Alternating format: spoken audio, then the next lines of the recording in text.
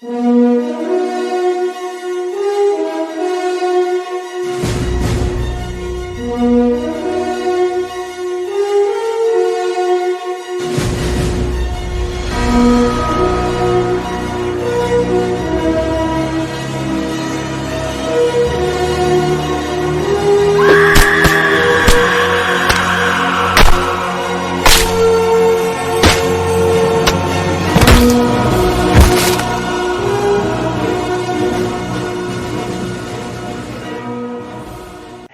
everybody, and welcome to the latest episode of Fresh Cuts. It's our top 10 of 2023 show. So let me welcome in my co-host, starting with Mr. Venom. What's up, Venom? Greetings and salutations, list lovers. Yeah, doing pretty well. Finally feeling like myself after my bouts of COVID and family tragedies and employment tragedies and everything else. So I'm just glad 2023 is over. Yeah, it was definitely an interesting year for horror.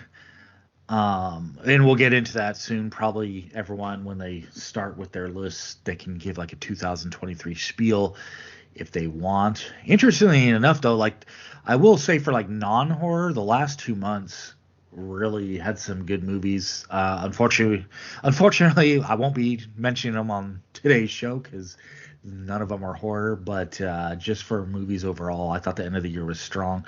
But I will now introduce our other co-host, Don and Ellie. What's up, Don?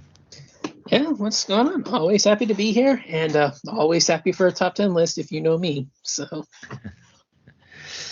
yeah, all right. So, as I said, no full movie review tonight because it is our top 10 show, and we'll probably also have like some honorable mentions to go over later on. But not much of an intro for this show because it just by way of giving our lists, it's going to be a longer than usual running time. At least it always has been so far. So I'm just predicting it. And we usually do round robin style where we rotate as far as going through. And so I guess there's really no further reason to delay. So I guess we can get right into it. Venom, like usual, I'll kick it to you first. So if you want, I mean, before you get into your number 10, you can if you want to just say anything you have to say about the year as a whole, you can. But the floor is yours, Venom.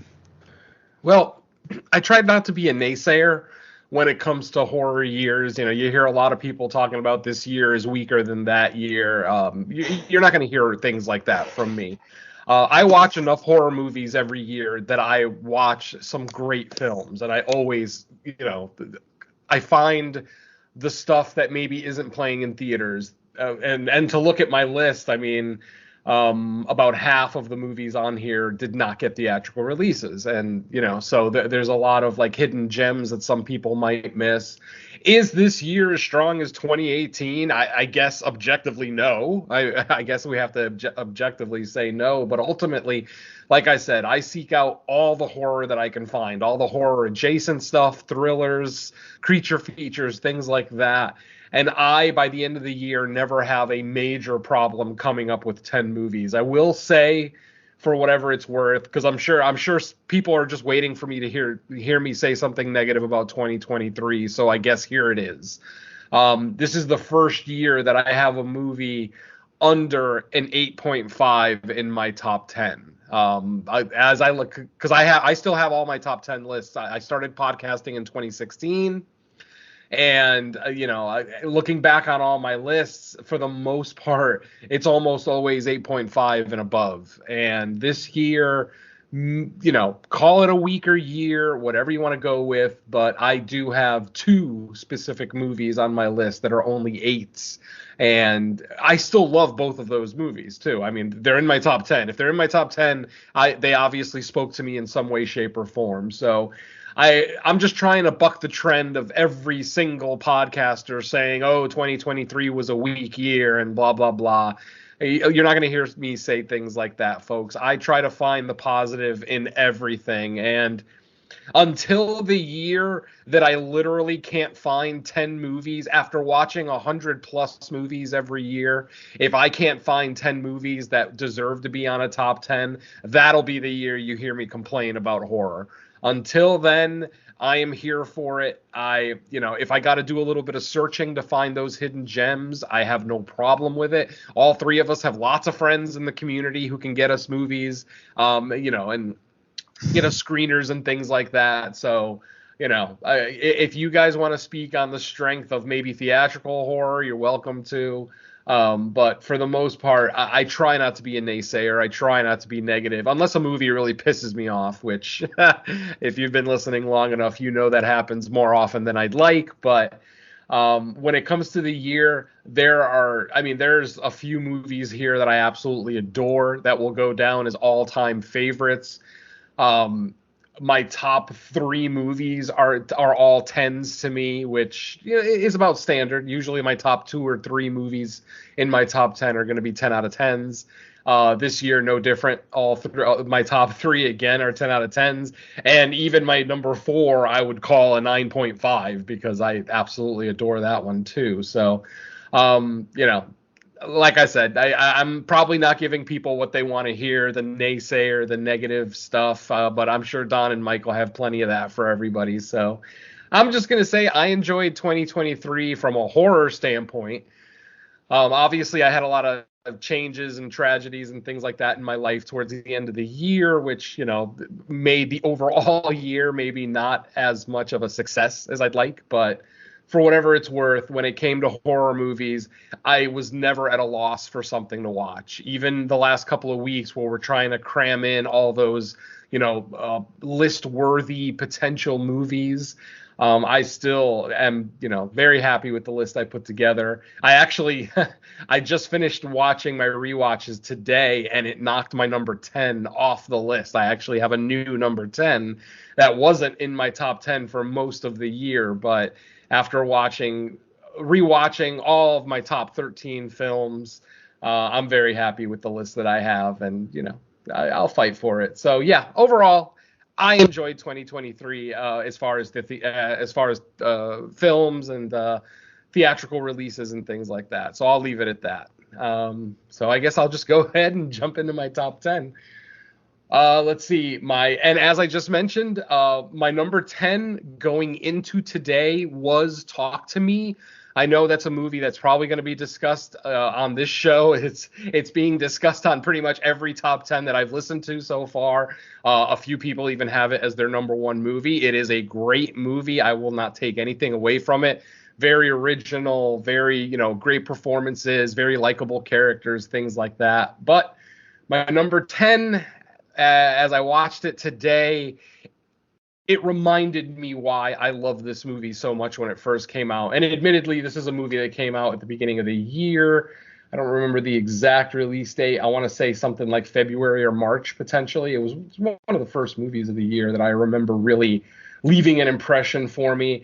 And making his return to my horror top 10 for the first time since 2016, it is Mr. M. Night Shyamalan, and of course the movie is Knock at the Cabin.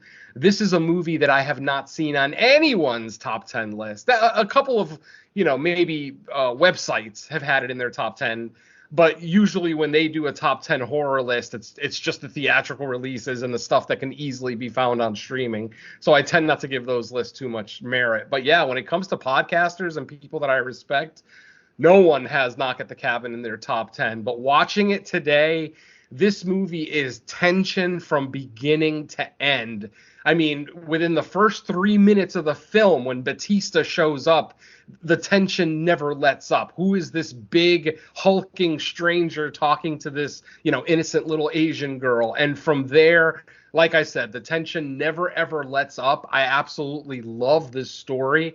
I went back and read the book, or at least most of the book, after the movie came out, and I actually agree with the changes that M. Night Shyamalan made. The book has a very different ending than what we got here, a much more ambiguous, open-ended ending, if you will, whereas the movie gives us just a good, solid culmination to the story.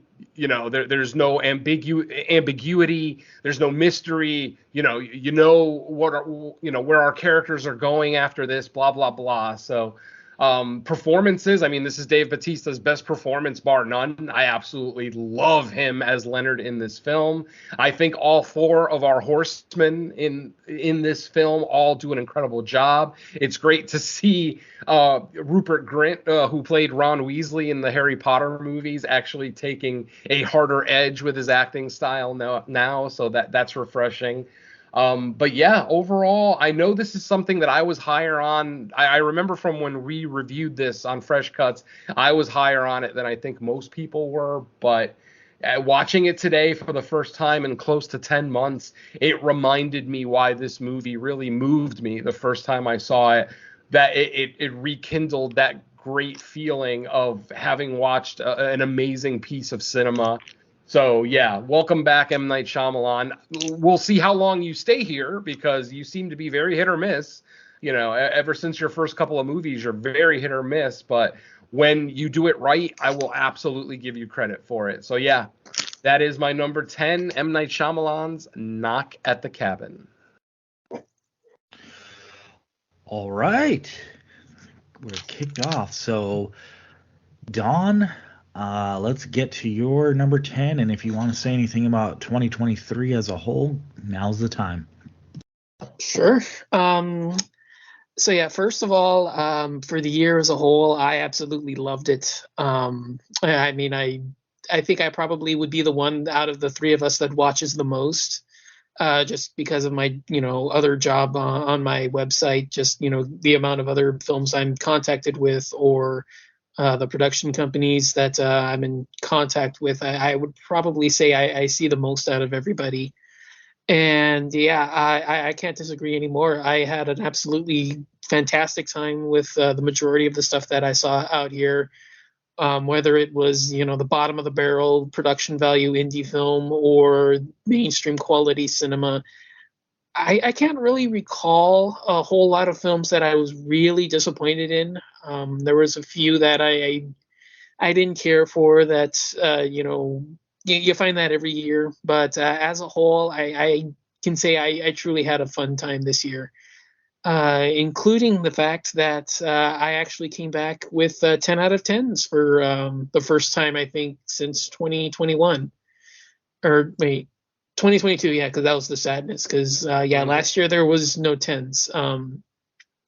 Yeah, that was the first time, yeah, because last year there was no 10s, and this year there were 3 10 out of 10s for me, just like Venom. But tonight we'll only discuss 2 of them because one is not on the show, which is the next thing I'm going to say. As I'm pretty sure I'm going to discuss the third one. No, you won't. Oh, really? No, okay. Surprising. No, you won't. Yeah, no, you won't. Well, I'll say this right now. The third 10 out of 10 the third 10 out of 10 for me is Winnie the Pooh, Blood and Honey. Awesome. Yeah. So yeah, the fact that I'm mentioning that one and why it's not on my list, even though it's going to be 10 out of 10, is for those that don't know, because of my outside endeavors, I don't include my full top 10 of the year. When we do this show, I do top 10 of the films that were covered. So only the 50 some odd episodes that we release during the year is the pool that I select from. So I still have another couple of weeks for other stuff, just because there's other outside categories that I have to prep for. Stuff like best slasher, best female directed horror, best zombie film, best found footage, best horror comedy, stuff like that. So there's a few extra categories and lists that I pull up, and you can find them on my webpage or on my Facebook page. They're going to be pretty easy to find if you know where to look. So if you're interested, that's where my full lists are going to be, including my genuine top 10 of the year, which, spoiler alert, I just gave you one away for free. And you're going to get the other 2 later on tonight, because both of those were covered on the show. But Yeah, like I said, as a whole, I saw so much that I really enjoyed. A lot of very high ranked films, a lot of eights, a lot of nines, and like I said, three tens, which is a great surprise because we didn't get any last year for me. Even though I did see two that were 9.5, so they were just right there, but didn't quite get over the hurdle. But yeah, overall, I can say that I really enjoyed it. Great, selection no matter where we got them from. Like I said, either they're bottom of the barrel indie films or mid range. Not necessarily something that's gonna show up on Shutter or Hulu or Netflix, but they're out there if you're willing to search around on not necessarily unsavory sites, but alternative sites, like your Vudu rentals or your iTunes rentals or Amazon Prime rentals, stuff like that maybe not necessarily you didn't think of would be fun, but if you give them a chance, they're surprising for what they are, all the way up to the big high end mainstream blockbusters that are everybody's filled out their theater cards or whatever payment plan you have to see these kinds of stuff. So yeah, like I said, just a whole lot of fun stuff this year. A lot of great under the radar stuff. A lot of good, theatrical releases. And I'm gonna start that off with my number 10. This was one that I really enjoyed. It's nothing original. It's nothing creative or unique. It's pretty much by the numbers. You can, practically play a drinking game with it. And I had a, great time with everything here. So my number 10 is The Pope's Exorcist. Yeah, just a lot of fun. Hits every exorcism trope so heavily that it's impossible to miss. But that doesn't make it not a fun time. It's got a fun storyline. There's some great performances in there. Fun final act that goes a little bit further than where I had originally intended it to be. The demon's motivation for possessing the kid wasn't where I thought it was going to go. So that was a fun time there. But yeah, overall, I definitely had a fun time with it. And not anything original. It's not going to top The Exorcist, but yeah, it was a good time and I enjoyed it. So number 10 for me is The Pope's Exorcist. All right, Russell Crowe, never a bad time with him. Well, don't say never. He turned in a good performance the previous year too. I forgot. I can't even remember the name of the movie Unhinged. anymore. But it was like the one that started with the road rage. Yeah, Unhinged. Yeah, that one was a fun one. All right, so for me, yeah, 2023. I think it started slow, but as I was putting together my list, I didn't really have a problem putting together a top 10. I will say, like one of the similarities between this year and last year was I kind of get to like the last half of my list and I feel like a lot of like maybe my 7, 8, 9, 10s are close to like my honorable mentions because I haven't listened to a lot of people's or a lot of shows yet doing their top 10s because a lot of haven't been put out yet, but but the few that I have heard, like their honorable mentions might be like my last half of my list, and then my honorable mentions are on their list. There's just a lot of overlap there. Whereas my top 5, I would say, is like really really strong to me. So I think the year is definitely salvageable. It's been an okay year. I just think for me it's been really top heavy. But it is what it is. I've still been plenty entertained with horror this year. So let's see. My number 10. This one is one I haven't really heard talked about a lot.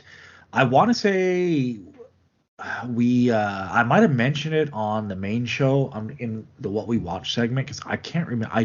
I meant to like look over our complete list of Fresh Cuts episodes like right before we recorded, but I didn't get a chance to. You should have I asked don't me. I think we keep did all that this stuff one. locked. You should have asked me. I keep everything stored away for this specific occasion. All right. Well, once I name it, you can say if we did it or not. But my number 10 is a movie I discovered on Tubi. Although Tubi doesn't get full credit because it's not it's not a Tubi original. It just I don't know how Tubi landed the rights to it because like as I was watching it, it seemed like it would have been a good candidate for like a Shutter or a Screenbox to get. But my number 10 is Resurrected, and this is kind of like a hybrid screen horror slash kind of found footage. It's kind of a mix of both. It's not your typical screen horror where 100% of it is someone sitting in front of a laptop or a desktop. There is plenty of that in the movie, but it kind of intercuts with like news footage and stuff happening around the world. I was drawn into this story from the beginning. I like the way it unfolded. Again, I don't know how much spoilers we should give away. This one's been out for almost a year, but basically the setup is that the Catholic Church figured out a way to resurrect people one time after death to kind of give them a second chance at life. What could go wrong doing that, right?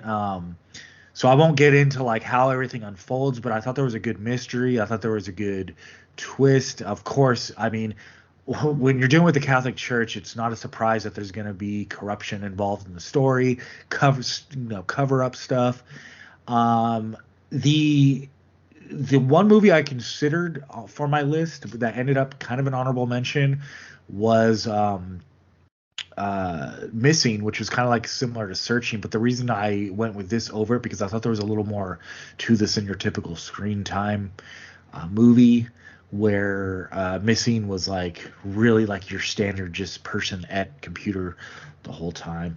But this this one it's a small cast. It's really based on whether you get into the story or not. I know some people that the story wasn't for them or it just didn't grab them, and I understand it because with this genre, to me, it's like really 100% almost dependent on if the story hooks you in or not. It definitely hooked me in, and I actually rewatched it because I was kind of doubting myself when I was putting it on my list because I was like, did I just like it because I had zero expectations going in? Because Tubi, you don't necessarily have any expectations, but after rewatching, I was like, no, I actually really, really enjoyed it. So my number 10 is Resurrected, and back to Venom for number 9. Yeah, I liked Resurrected. I can't say that I loved it. I think all of the the espionage elements and the Vatican conspiracy and all that kind of turned me off to it. Like the basic story I was into, like all the resurrection stuff and the third act I thought was really, really entertaining. But I don't know, just the story did lose me periodically. And I love religious horror, I mean, people know I love to see the Catholic Church get their comeuppance in any kind of movie. But this one was just a step below where it needed to be to hit my top 10, at least for me. But it is a very good movie, and I do highly recommend it. And it is surprising because it is on Tubi, even though it's not a Tubi original, thankfully. Okay, anyway, for my number 9, we are going to travel to South Korea. This is a film that some people, there's actually a pretty big discussion in the community on whether they want to call this horror or not. For me, this is a Frankenstein story. And if you're going to give me a Frankenstein story with this much violence and just brutal, gratuitous death, I am absolutely going to call this a horror film. And as such, I was thoroughly entertained by this film. The first half of the movie with all the just action sequences and great fighting and over-the-top kills are really, really entertaining. But then about halfway through the movie, when the horror element is introduced, it just turns into absolute Disneyland for gorehounds. And I totally was on board for it. So my number 1 horror film of 2023 is going to be Project Wolf Hunting. I just watched this. I mean, I recently rewatched all my top 13, but I watched this one a couple of days ago, and I swear I had an ear-to-ear grin from beginning to end. This movie is endlessly entertaining, endlessly brutal. Just It's hard to say if the ending is as satisfactory as it could have been. I feel like Alpha's story ended a little bit too soon, and then we don't really get a whole lot from Alpha's quote unquote brother towards the end of the movie. So I would have liked the ending to be a little bit less ambiguous, but for whatever it's worth, this is an amazing journey, so much fun. If you're a gore hound, especially if it's more about realistic gore, where it's more about brutal stabbings and breaking of limbs and things like that, necks breaking, this one just checks all those boxes for me. So yeah, my number one is Project Wolf Hunting. Unfortunately, something we did not do on Fresh Cuts, but which is really too bad. It happens every year. We're gonna miss movies on Fresh Cuts because they're either releasing the same week as another big theatrical American horror title that we kind of have to. If a new Saw movie is out, we have to review it. There's just certain franchises that we have to do. I'm not saying Saw is the movie that, blocked Project Wolf Hunting. I'm just using it as an example. But yeah, sadly, Project Wolf Hunting is one of those ones that kind of got lost in the VOD shuffle while we were still dealing with theatrical horror. So yeah, I'll just leave it at that. Number 9, Project Wolf Hunting. I love it. Same here. I had it on my list as well when it came out last year. So yeah, good stuff. I really liked it as well. Maybe 10 minutes too long, but I'm not bothered in the slightest. Yeah. All right. Dawn, yeah, number 9. So yeah, my number 9. This one was another one that I kind of had to put it on my list for obvious reasons. Those of you who know me will know my love for this type of particular genre. And it's well represented by a worthwhile film that I absolutely enjoyed. And even though it may not necessarily feel like much of a horror film for much of its running time as a film, I'm definitely on board with it. And I absolutely look forward to more of this kind of insanity when it continues on later on in the franchise, which makes my number 9 Meg 2 The Trench. I realize that a lot of people are put off by the action movie middle of the film, but I grew up an action movie fan, so shoot 'em ups are definitely in my kind of wheelhouse. So I was thoroughly entertained, even though Big Meg was not on screen. But then when she came on screen, ooh boy, I was in heaven. Some of my favorite shark action ever put to screen. So much fun, wild third act. Maybe a little wonky to get there, but like I said, the first half is kind of a little goofy and doesn't necessarily feature the shark much in the second act. But I was thoroughly entertained. I had tons of fun with it. It's fun action movie, wild ride, with a creature in the middle of it. And you see Jason Statham kick a shark in the face. So, I'm on board with all that stuff. So, number 9 for me is Meg 2 The Trench. Yeah, I definitely fall into the camp of people who were turned off by the second act. It was just a little bit too much corporate espionage and international terrorism and blah, blah, blah in my shark movie. I understand that filmmakers are going to, especially with a sequel, filmmakers feel the need to really up the ante and make it about more than just the shark. So I understand the filmmaking decisions, but for whatever it's worth, yeah, I'm in that camp where I was on board for the first act and I absolutely love the third act. I'm right there with Don. The shark action is great. The shark eating the villain off the side of the pier is literally one of my favorite shots of the year. Absolutely loved it. But yeah, when you go in expecting a certain thing and then they subvert that expectation, but just not in a positive way, at least in your personal opinion, it does tend to hurt the final rating of the film. But I do agree. It's a damn fun movie. Well worth watching. Yeah, I do think there's like a great 30, 45 minutes in the movie for sure. Yeah. All right, so my number 9, man. Okay, I was prepared. It's kind of a weird thing. Like my next one is also a little bit of a similar situation. I went into this movie preparing myself to not like it or just think, we'll see what this is all about. It's a horror comedy, which those are always kind of difficult because it's they almost have the job of two genres to do, right? When they're a horror comedy. And I thought this one pulled it off pretty well. It's a Amazon Prime original movie, and that would be totally killer. Now, going into this, it's funny because when the trailer dropped for this, I think it was the director of I think it was the director of Final Girls, who like tweeted a quip like, "Oh, like how original," as it as if he invented like the time travel mystery or whatever. But anyways, and the funny thing is to me is like after I watched Totally Killer, I was like, yeah, problem is he made a movie twice as good as yours just in my opinion, right? That doesn't go for anyone else, but just me personally. But anyway, so yeah, this is a movie that it takes place in modern times, but we end up with some time travel back to I believe it's 1987. And one of the things I like the best about this movie is they handle both like the culture and the quirks of both eras pretty good. Like you don't come away from this like it's trying to tell you that either the 80s or now are better. It's kind of showing like the goofiness of both and how hey it's just the way things were and the way things are now. It's not trying to make a statement that like, oh, all the faults of the 80s we've improved it, or the 80s were so much better because of this. Is just hey, culture's different and that's how it is.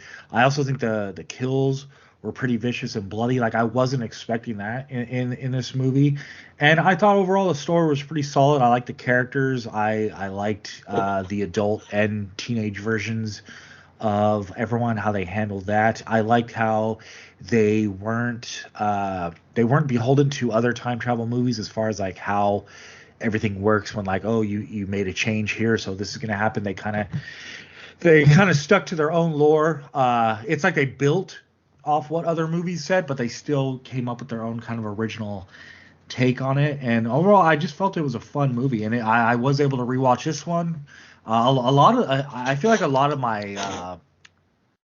of 6 through 10s I did rewatching because, like I said, those were the ones I were more unsure about whether they'd end up on the list or honorable mention. But I did rewatch this one, and I still had a blast with it. Even more so, probably the second time around, because this was on the kind of like the bubble. Is it going to be a list member? And it is. So that's my number 9, Totally Killer.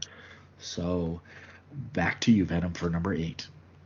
All right. Number 8 is going to be my second foreign film in a row. This time we're going from South Korea all the way to India. So all the way, like they're so far apart. But yeah, going to India, I've always said, Indian and Pakistani and Indonesian horror has been some of the best of the last decade or two. And this one I'm not necessarily going to put in the upper echelon of those kinds of movies. It's not a Satan's Slaves or Train to Busan or anything like that, but it's still a movie that I really, really enjoyed, about a group of YouTubers who, accidentally release a spirit into the human world through their investigation and them trying to, investigate this site. That, of course, makes my number 8, Ashvins. It is spelled Asvins, so people might think it's pronounced Asvins, but there's an invisible H in there. It is pronounced Ashvins. And if you watch the movie, you know this because they talk about the 3 Ashvins, the 2 sisters, and then the third one, blah, blah, blah. So, like I said, this movie is, it's got that found footage element that I absolutely love. I am a big found footage stan, have been since the beginning. I love the subgenre. Even some of the lesser efforts that some people might pan, I still end up really enjoying, as long as they're done moderately well. Not to say that I've never seen a bad found footage movie. Oh, no, I've seen many. But for the most part, if you can at least, give us a good reason why they're still holding cameras in the third act after shit has hit the fan and different things like that. If you can take care of those problems with a found footage movie, then I think it makes it a success. And when you give us a great mythology to go with it, with a great backstory about the antagonists of this film, And just this third act just really, really worked for me. There is a little bit of a major swerve as far as who is doing the killing in this movie, but I'm going to leave it at that for those who haven't seen it. But this one's available on Netflix. It's still on Netflix. I just watched it again this week, and it is still great. Even, about 6 months after we reviewed it, I still have a great time with it. Maybe the gore could have been upped a little bit more, but again, when it comes to the found footage genre, they don't tend to be ultra gory, so I'll give it a little bit of a pass on that. But yeah, overall, these characters worked for me. They were likable.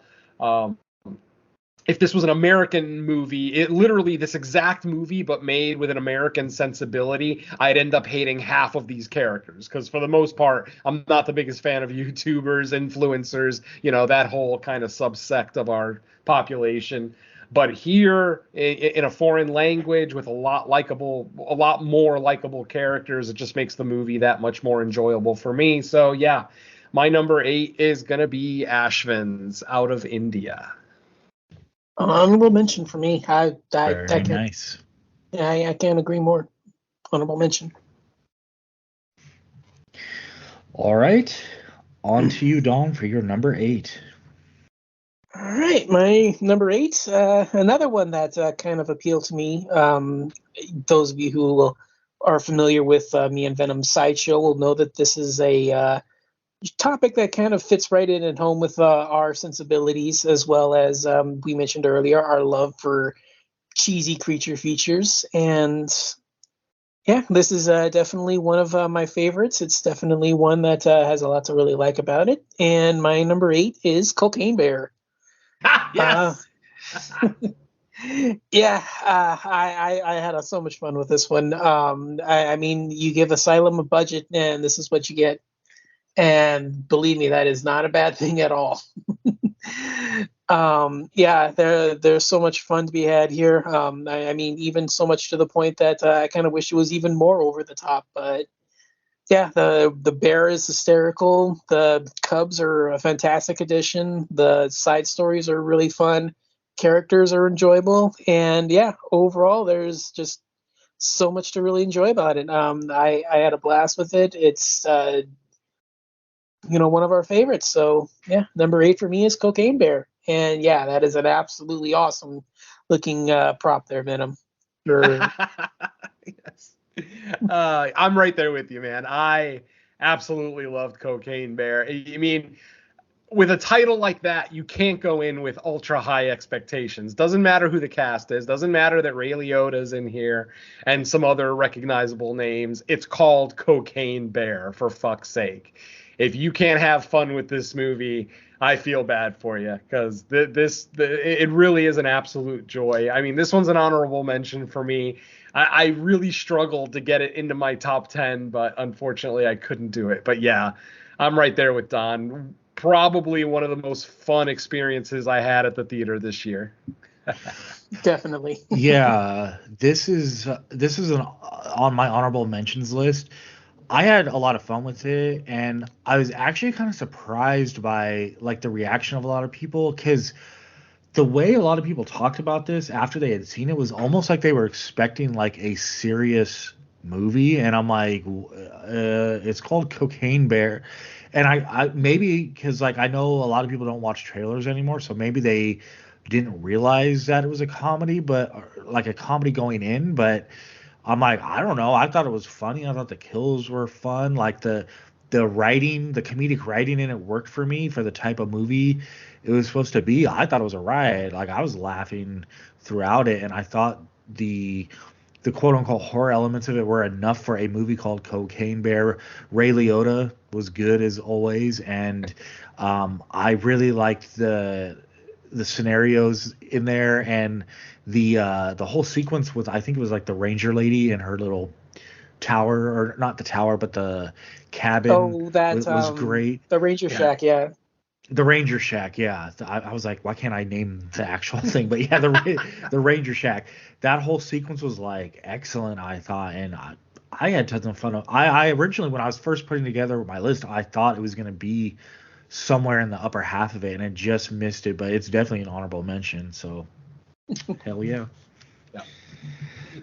All right. So my number 8 is this is a sequel, but actual prequel. And to me, I would call this a return to form for what we got out of the first in the franchise. And that would be Hell House Origins. And I forget the rest of the title of it, but Carmichael Manor. Carmichael Carmichael Manor. Manor. Yep. I love the fact that this kind of went back to the simplistic approach of the first one with story, the scares. They might feel minimalist compared to like the more grandiose stuff of like Hell House 2 and 3, especially 3, I would say. But that's why I liked the first one so much, and that's why I liked Origin so much because it felt like this kind of felt truly like a sequel to the first one in the sense that like done in the same style, similar style scares. The story I thought was strong.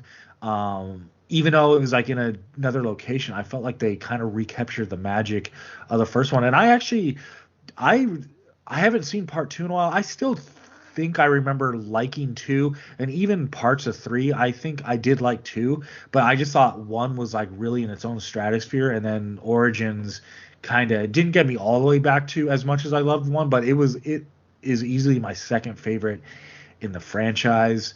Um, I just liked it a lot, and I don't know. We even talk about this one before on either Nope. Not show? officially, no. No. You guys have seen it though, I assume, right? Oh, yeah, of I'm course. sure. Yeah, I'm sure it wouldn't have gone this long without seeing it. But yeah, that is my number 8.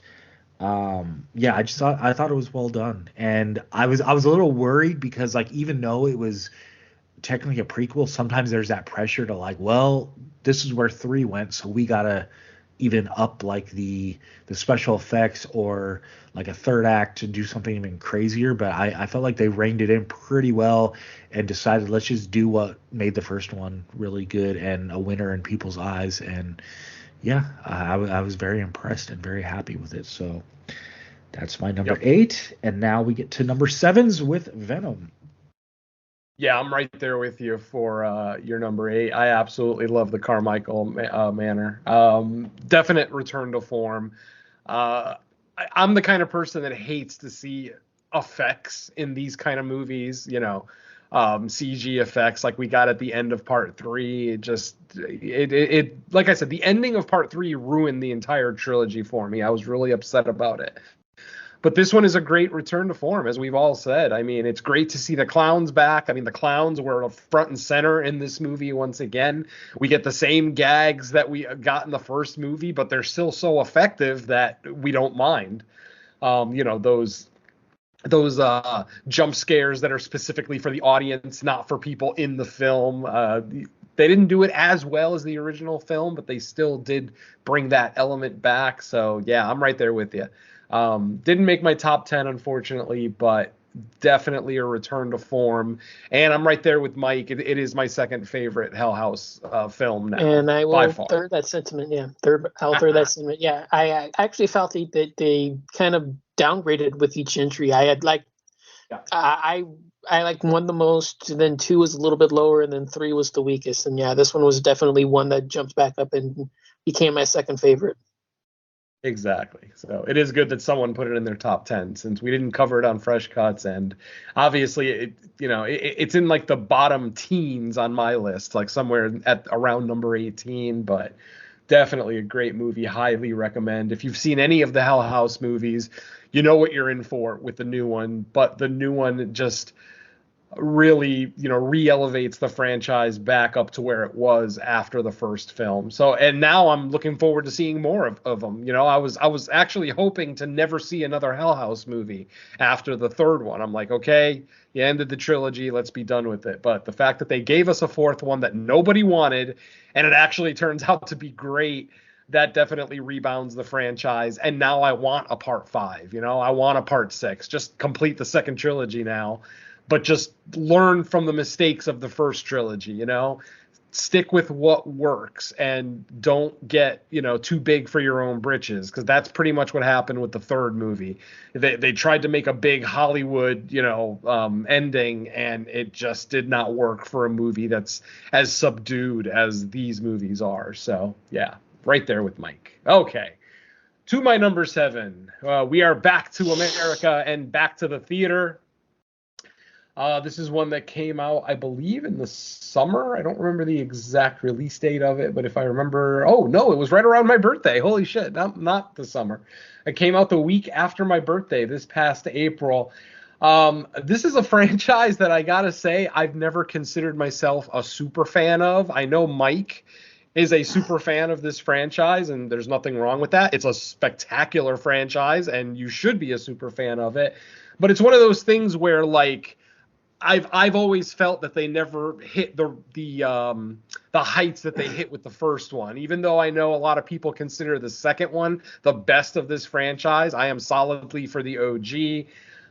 That guerrilla style of filmmaking just absolutely worked for me, and the fact that the third one was so drastically different than the first two movies, Mike already knows what I'm talking about, and most people probably know what I'm talking about by now. But yeah. We got what would this be considered? The 5th entry in the franchise now, as far as what timeline it follows, the original or the remake. The filmmakers have made statements. I've seen conflicting statements from different people that worked on the movie. So I'm just going to say it's a standalone movie that doesn't fit with either timeline. And I'm just going to say that my number 7 movie of 2023 is Evil Dead Rise. I had an absolute blast with this movie. This movie has my title card of the year, the best title card of this year. You're either going to love it or you hate it. There's no in between with this title card. You either think it's the cheesiest, stupidest thing you've ever seen, or it's one of the coolest fucking things set to celluloid. And for me, I absolutely love this title card. I like the presentation of the story. I like how the story was bookended with kind of the story at the lake, or, the cabin, if you will. So it definitely explains, if the next Evil Dead movie is back at the cabin, the book-ended scenes for Evil Dead Rise will explain why the book is back there after being in, suburban Los Angeles for the duration of this movie. But this movie was so much fun for me. I think that the casting of the mom, what's her name? Anna Marie Thomas.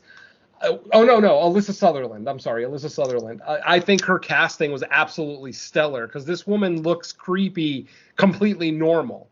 And then once she gets possessed by a deadite, forget about it. She is just, I can barely look at her. She's so goddamn creepy. The smile, the dialogue, the shit that comes out of this woman's mouth after she's possessed, just absolutely amazing. And even like when her teenage daughter was possessed, and she has that line about, I gotta get the things out of my tummy. I can't remember the exact line, but it was after she was eating that glass and said, I gotta get the creepy crawlies out of my tummy. I fucking flipped out on that line delivery. I thought it was so fucking great. And then, I mean, the elephant in the room, and it's about as big as an elephant, the creature at the end. Because of the way the book is presented to us in this movie, that ending works for me. Obviously, we're used to our over-the-top endings for Evil Dead movies. They almost have to be over the top to really satisfy us anymore. But this ending is just total roller coaster ride, absolutely fun. This is another movie that I haven't seen on a lot of people's top 10 lists, but when it comes to the level of enjoyment and the level of just joy that a movie gave me this year, Evil Dead Rise definitely deserves to be in my top 10, because even watching it this week for like the 4th or 5th time, because I think I watched it 3 times for our Fresh Cuts review. And then I've watched it once with my wife, and then recently. So I watched it 5 times now, and I always have just this great energized feeling at the end, when you've watched a fun, satisfying horror film. So yeah, for me, no brainer. Number 7, Evil Dead Rise. I will go ahead, Mike, and tell me how I'm wrong about the Evil Dead franchise. I will talk about this one a little bit later myself. Nice. I will save those comments for another day. Um, you're you're not wrong about the first three. No, no, I think Evil Dead Rise was a fun movie. Like, even if I'm not quite as high on it as you, I still had a fun time with it. Like, to me, I don't. Well, I don't say I don't want to care. I would say regardless of where people place it, either on a list, honorable mention, or not even, it's still a fun movie. Like, I don't see how anyone could be bored by it or not entertained. So at least that baseline, like, I agree, it's definitely fun. Um, but yeah, I'm not, man. Today ain't the day to disagree. uh, Dawn. What I will agree on, though, it's time for Dom's number 7. So what do you got, Don? All right. Well, I don't have much of a big intro for this one, unlike the other ones. So I'm just going to say my number 7 is The Last Voyage of the Demeter. A little bit too long, but yeah, I absolutely enjoyed this. Great setup, great cast. Maybe not necessarily an easy way to plonk this into the middle of a Nosferatu film, which was always one of the main things that I wanted when I started watching this film. Where if I wanted to, say watch, the Bela Lugosi Frankenstein, Dracula. Why the hell did I say Frankenstein? Like the Bela Lugosi Dracula, or the original Nosferatu version of Dracula. Get to this part of the film, stop it, put this segment on, watch it to completion, and then go back to the original film I was watching previously. I don't think it works in that context, but as a standalone film, I absolutely enjoyed it. Gothic atmosphere, great setup. Love the ferocity and feralness of the vampire. Just fantastic stuff there. And yeah, the great final act where they have to keep the ship afloat to stop the creature. I had a fun time with it. So yeah, like I said, maybe a little bit too long for my taste, but other than that, I absolutely enjoyed it, and one of my favorites of the year. So number 7, The Last Voyage of the Demeter. Yeah, I definitely enjoyed that one as well. That one, definitely an incredibly well-made movie. And a movie that is not scared to kill a child, because they actually kill the same child twice, which is fucking amazing. So I will say the ending maybe left me a little sour because of how it fails to fit in with the rest of the novel. Like I agree with Don. It's not a bad idea to go ahead and like pop in Bram Stoker's Dracula, and then when they get to the Demeter scene, just pop this movie in. The ending of Last Voyage might leave you scratching your head a little bit. But who knows? Maybe we'll get a sequel to this that'll, include our new character, our new, whether he's canon or not for the Dracula franchise. I dare not say. But if we were to get a sequel to this with the continuing adventures of our survivor in this one, I would not be against it, because the movie was really well made. Some great performances, some brutal kills. All in all, it gives you everything that you want as a horror fan, and as a Dracula fan too. I mean, if you're a pure fan of Dracula as a character, then maybe this movie might not be for you, since you don't even really get to see him as a human too much, as a standard looking human, I mean, and try to use his charm, the way Gary Oldman does in Bram Stoker's Dracula. But it's still a very effective film. I'm right there with Don. Yeah, this was a really fun time. But like I said, the ending left me just a little bit scratching my head, which kind of kept it out of my top 10, but a great film nonetheless. Yeah, one of the cool things about the movie is just a sense of dread throughout. Like, it felt like things were heading for like a bad conclusion. Like, even if you're not already kind of familiar with the greater story, or even that passage from the novel, the way the story is laid out, and the sense of dread just mounts and keeps going. And I thought it was a fun movie. Fun in the sense of, like, if you like horror and dread, yes, it's fun. It was fun. All right, so my number 7 It's another wow. It's a franchise heavy back seven, I guess. This one was another kind of return to form to me. It's a franchise that kind of got away from what I think early in the franchise was, and I think the main reason this one's not higher on my list is because the the third act, or maybe not even the entire third act, but like maybe the last 10-15 minutes kind of got a little absurd even for this franchise, because it's not like this franchise is not known for getting absurd at times with certain elements. But I thought for the most part this movie was pretty reined in the way early in the franchise was. But I think this feels like an early franchise entry, and that's kind of what I when I enjoyed it more, kind of the first three movies in this one now. And that would be Saw X. And like, how crazy is it that like a 10th entry in a franchise could make it to my list? Because like, I'll be honest, like after Saw 3, for the most part, I enjoyed the Saw movies for what they were after that, like fun, stupid movies with like over the top gore and traps. Like, it was like an event where it would come out every year in October, and you just kind of turned off your brain and went. I'm not saying this was like a sophisticated, it's not like, oh, the movie returned to like some type of sophistication or anything like that, but I think having Jigsaw or John Kramer back, not just in flashbacks, but actually having his character being the central figure. I like the timeline of when it took place. I was kind of curious, like what kind of story would they create around him, given that the franchise has moved so far away. But I found this story kind of believable, given the fact of where we are in the timeline and in the kind of his development as being Jigsaw, because we're kind of back to like in the earlier time of all that.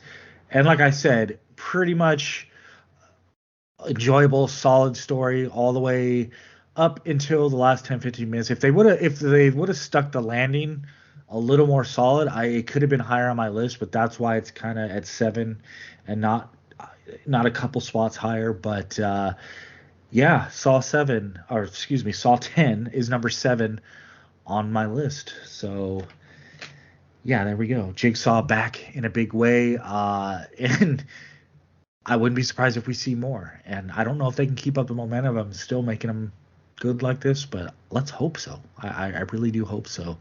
But Venom, back to you for number 6. Well, this will be a very easy transition because my number 6 is Saw X. And Nice. I actually am going to disagree with Mike a little bit.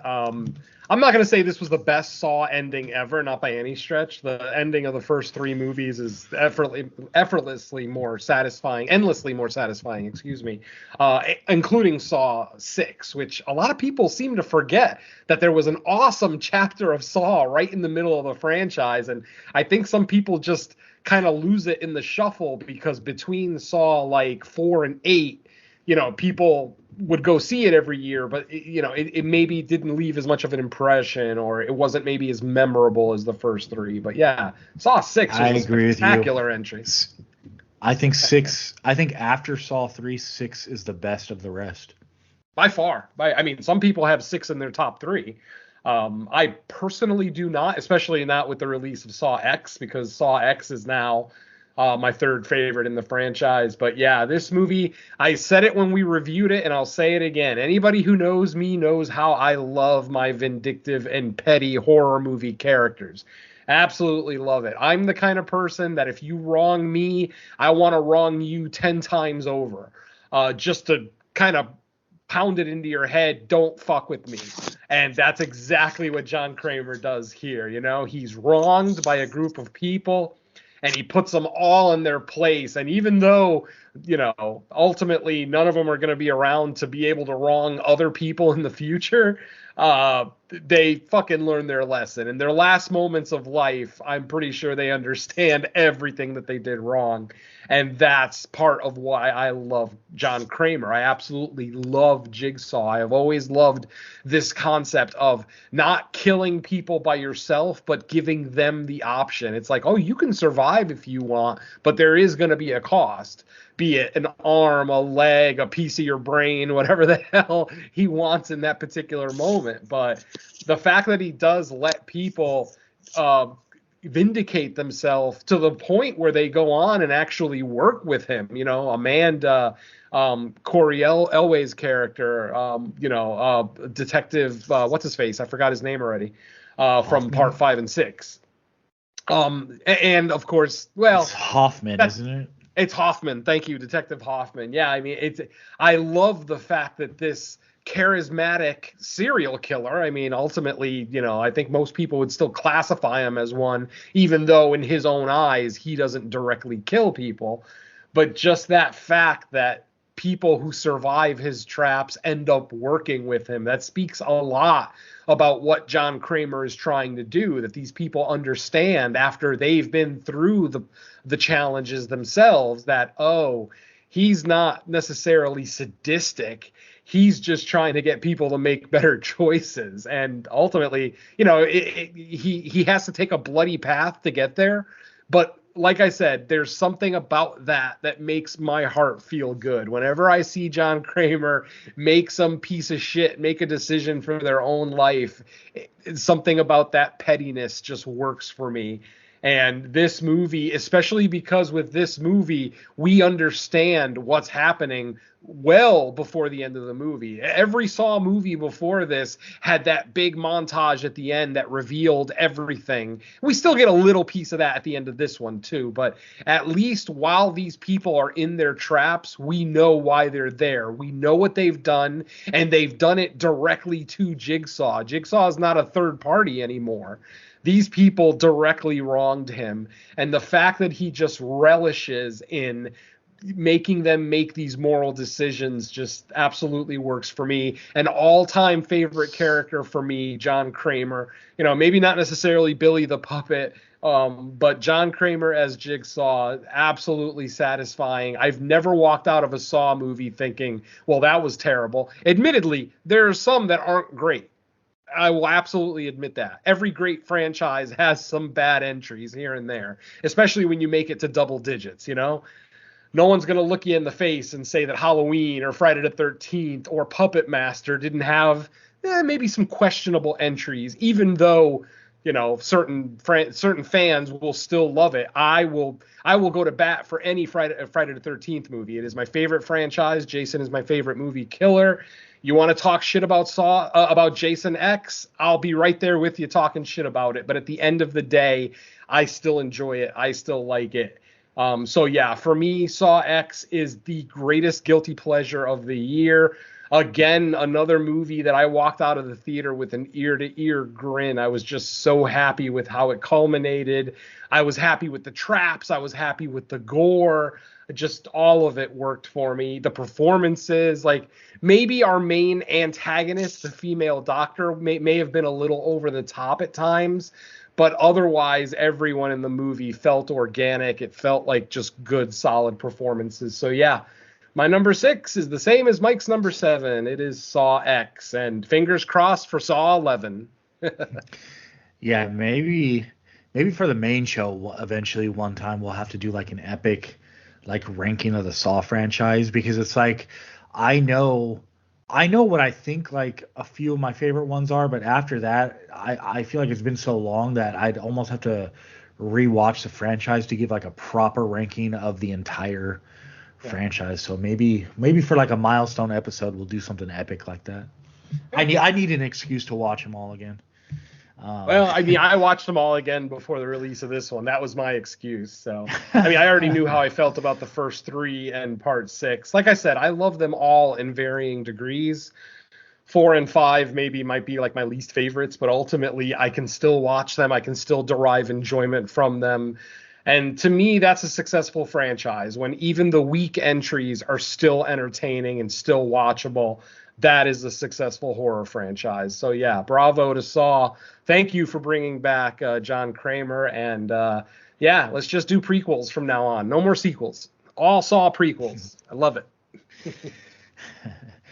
All right. Yeah. So over to Dawn for your number 6. Well, Don, I feel like a party pooper.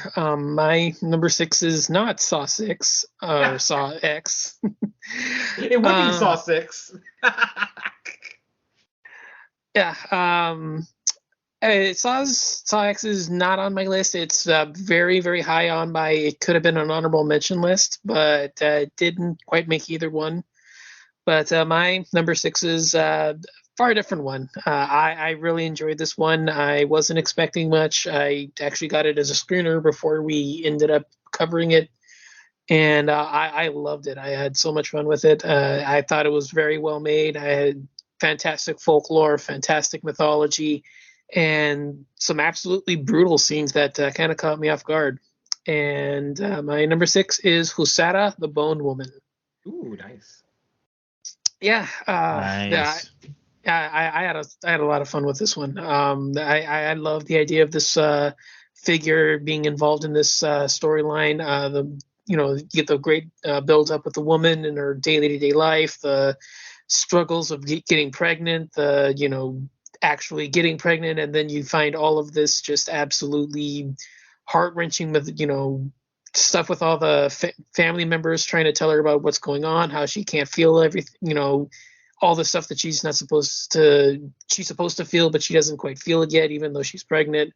And then the hauntings start, and it just has far greater impact, and it just hits really, really, really nicely for me. I had a great time with it.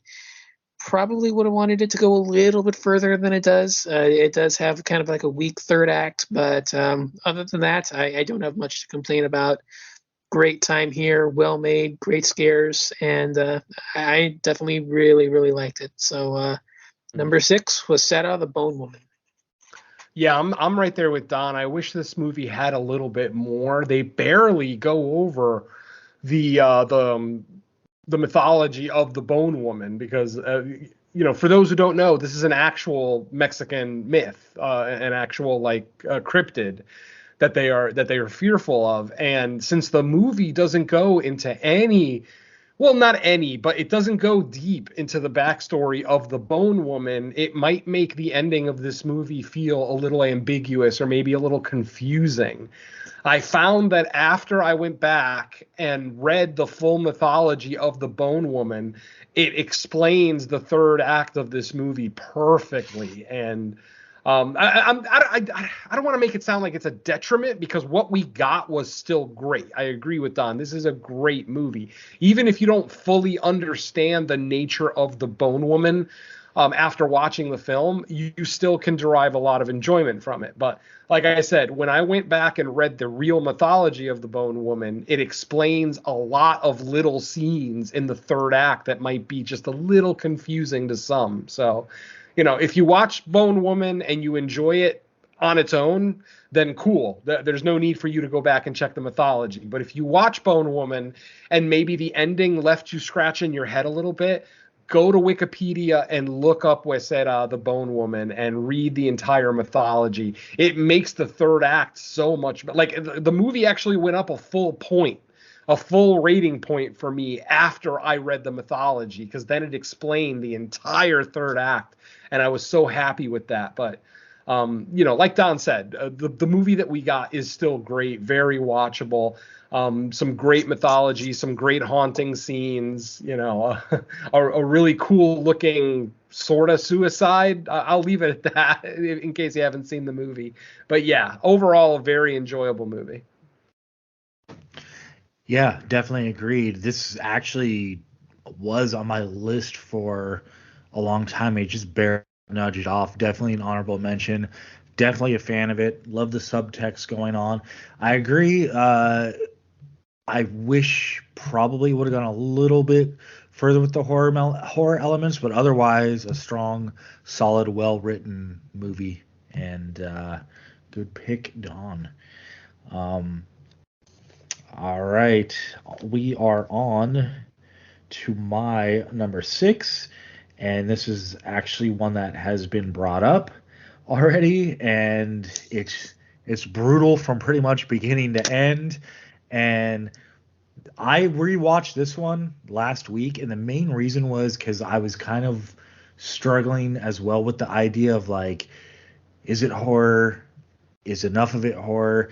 And I actually, on the rewatch, it reaffirmed, okay, yes, definitely, because it's about a little over 2 hours, but the horror or Frankenstein element actually hits with a good hour left in the movie. So it's not like it was like only the last half hour or 20 minutes or third act. We get a lot of it in there. And like I said, this movie's unrelenting. It never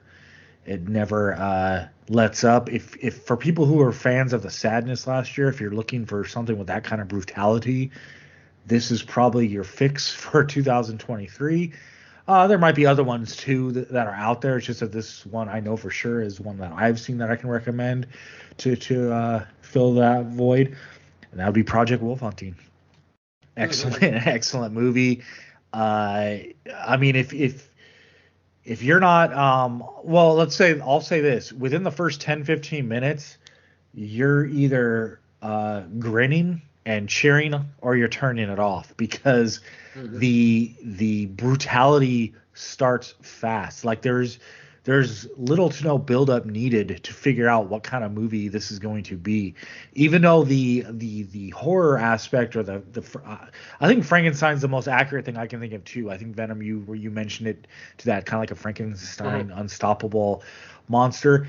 Even before you get to that, because the brutality is crazy when that I think Alpha enters it too. But even before that, just for the more action oriented elements of it, it's just crazy. It's over the top. And it pretty much doesn't stop. There's not many lulls. You're not going to get a lot of running time without some type of fighting or shooting or stabbing or just I don't even know what to say. Visceral, gory action, and it's just unrelenting. This is the type of movie that you know who the audience is that's gonna love it, and I think it just satisfies in every way if that's the type of movie you're looking for.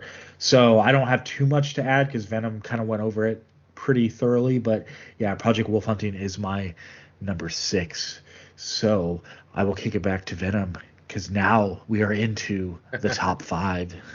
Well, one other thing I wanted to say about Project Wolf Hunting is that when a movie mixes genres, it's a good way to tell if the movie's good if both genres are represented well. For example, if you have a horror comedy and you remove the horror, does it work as just a comedy? Or vice versa. If you have a horror comedy and you remove the comedy, does it still work as a horror film? This movie, Project Wolf Hunting, is equal parts horror and action. And this is a perfect example because if you remove the horror element, if you remove Alpha completely and just make it about these convicts being taken to a new prison on that boat, it turns into Con Air on water, which I'm on board for. And I feel like if this movie didn't have the horror element, it still would work as just a straight action film, as like something like The Raid or The Night Comes For Us, something along those lines. But then if you remove the action elements, does it work as a horror movie? 100%. Once Alpha shows up and lets loose his ridiculous brutality, it's still an excellent horror movie. So that's how you can, at least that's the kind of way that I judge when movies that mix genres, if they're successful. Like recently, I hate to bring up an example of a movie that I didn't really enjoy, but that my co-host did. Recently, we reviewed There's Something in the Barn.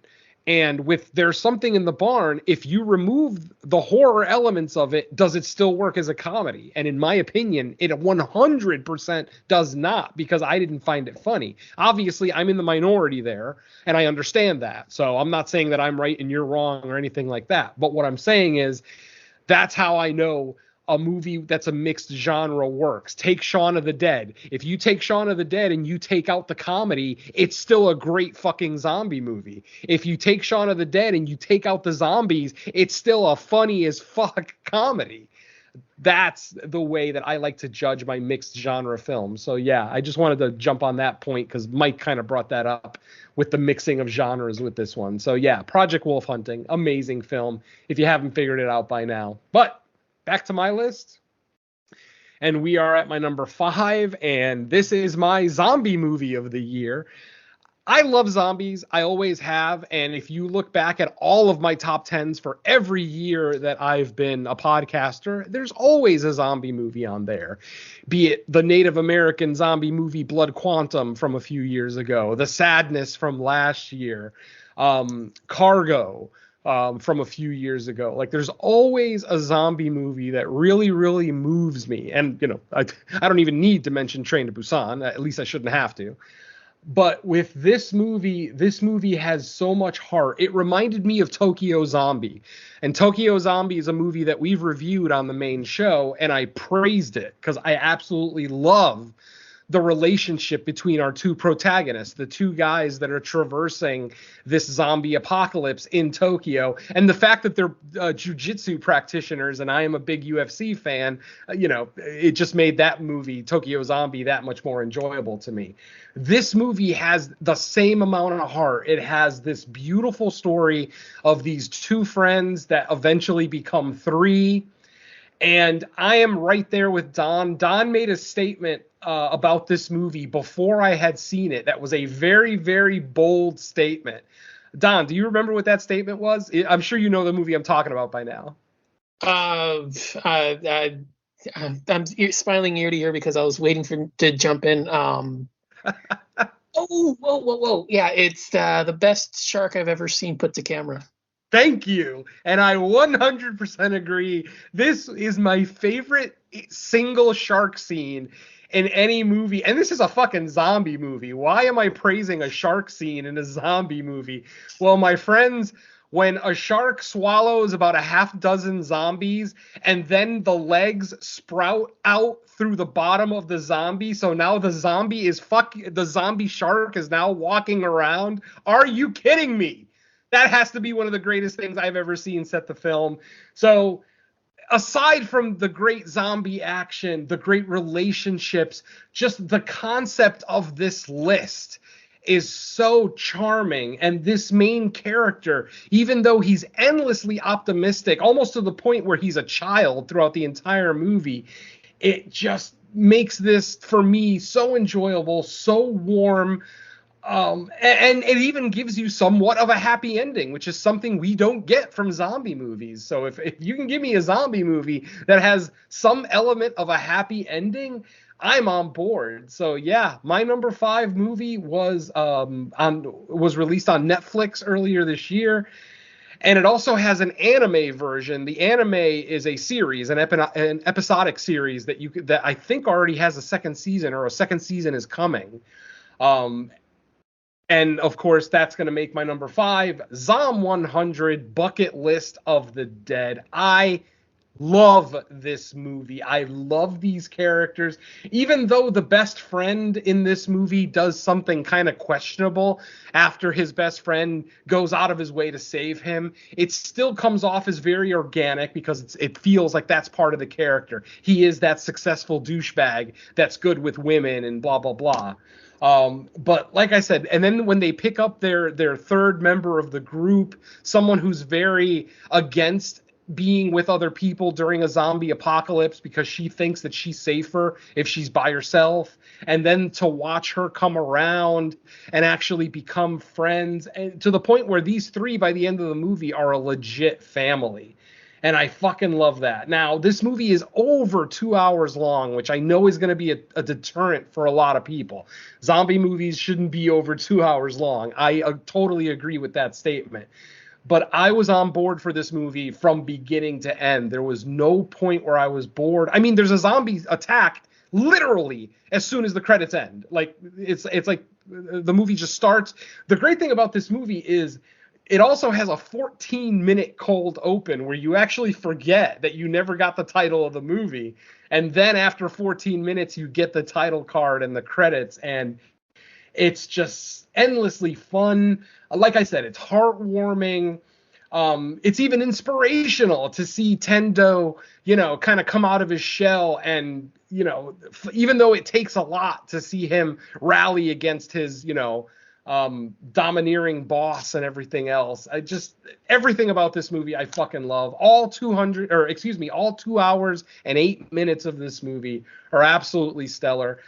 This was the surprise of the year for me, because when I first saw this, and you see the poster, which is all purple and pink and yellow, like it's all bright and colorful. There's a kid on a bicycle with a shark in the background. It just, like, the poster doesn't even make any sense, but it's just endlessly entertaining. Absolutely fucking love this movie. I put it up there on the same pedestal as Tokyo Zombie. This movie spoke to me in so many ways. And I haven't even talked about the kills, because this movie has so much more. It's not just about the zombies and the zombie attacks and, the crazy shark scenes. This movie offers so much that it's just a no-brainer that it's going to be on my top 10. I actually honestly thought it was going to be a little bit higher on my list, but my top 5 are really, really strong. So yeah, to start my top 5 off with Zom 100, definitely nothing to be ashamed of. I absolutely adore this film. This will be an annual watch for me, guaranteed. Just like I said, so heartwarming, such a great story, great performances. Even the score is awesome. As I'm watching this a couple of days ago, the score, like, it comes off as almost kind of corny at times, but it fits almost every situation. Like, it almost has like Japanese, like, sitcom music or game show music playing through parts of the score, but it just all works. Beautiful cinematography, great zombies. The zombie kills could have been upped a little bit. Like, this isn't the goriest zombie movie ever by any stretch of the imagination. This is not The Sadness. This is not Day of the Dead by any stretch. But because it offers you so much more than just zombie action, I feel like it's an all-around amazing film. And if you haven't seen this yet, I understand that runtime is terrifying. Hey, split it in half. There's literally right at the 1 hour mark, there's a perfect spot to kind of pause the movie and go do something else. If you're the kind of person who has an aversion to 2 hour plus movies, there's a perfect stopping point halfway through the movie.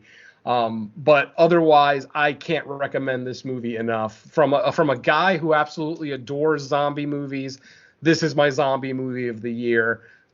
Please run out and watch it if you haven't already. It's on Netflix, so it shouldn't cost you anything. Go check it out. And that was why I was trying to push for us to do it the week it came out.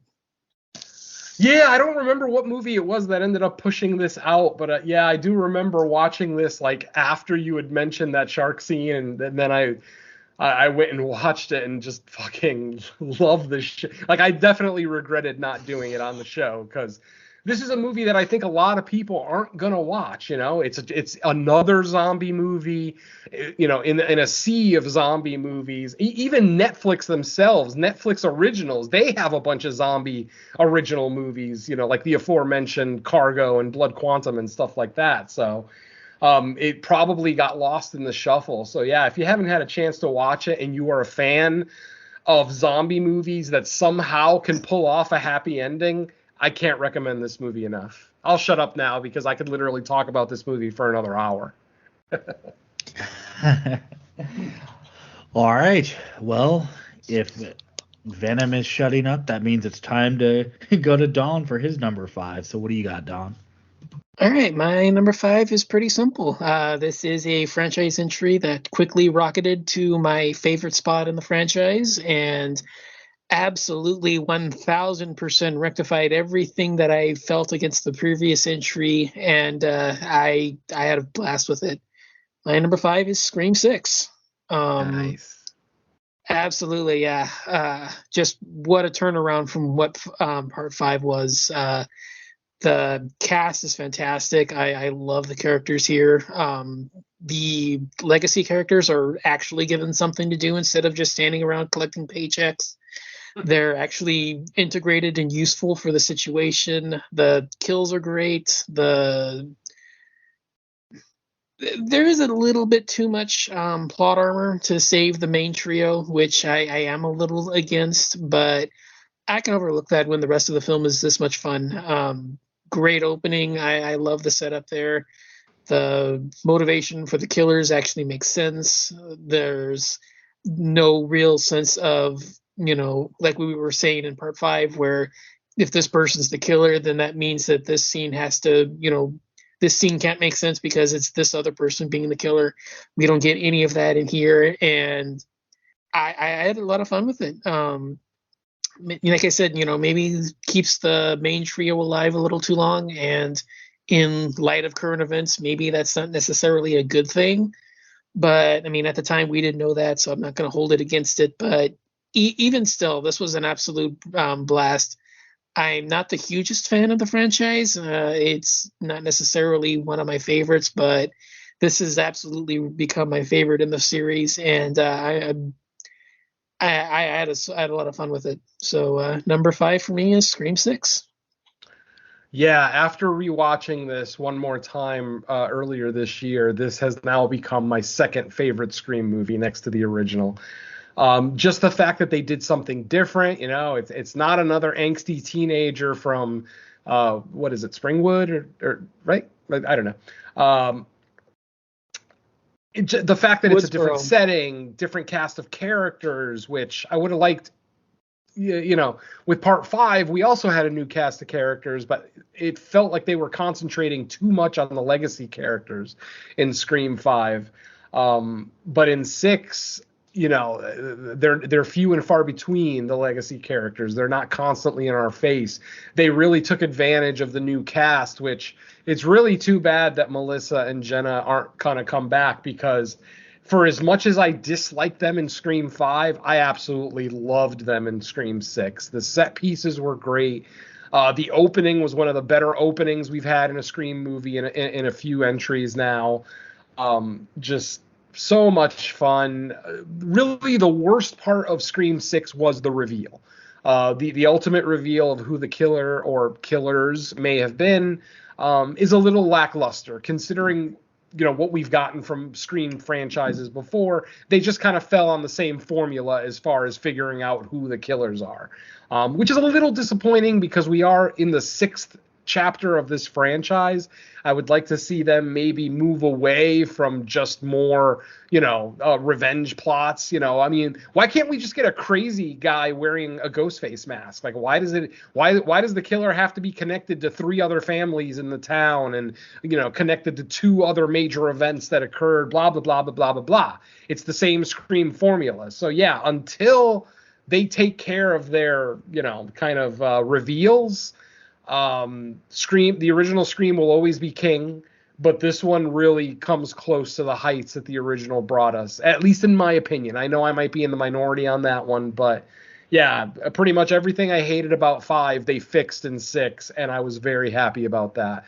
Even the kills were a little bit more brutal in 6 than in previous chapters. So yeah, I'm right there with Don. Scream 6 was great, just off of my top 10, but another great movie. Yeah, something that stood out to me is like I thought the changes of the setting did the franchise well. It kind of injected like a new flavor, some new life into it, where Woodsboro kind of ran its course, and it made sense too with the younger new generation cast. Why they probably felt the freedom to like move it to a different location. Yeah, it'll be interesting to see what they're going to do with 7 now, because are they going to have to rely on like legacy characters returning, because you have half of the core 4 now not in it, at least as of now. And the director. Who knows? Because yeah, now that the director left, they could just scratch the whole thing back to the drawing board, and maybe they work out something.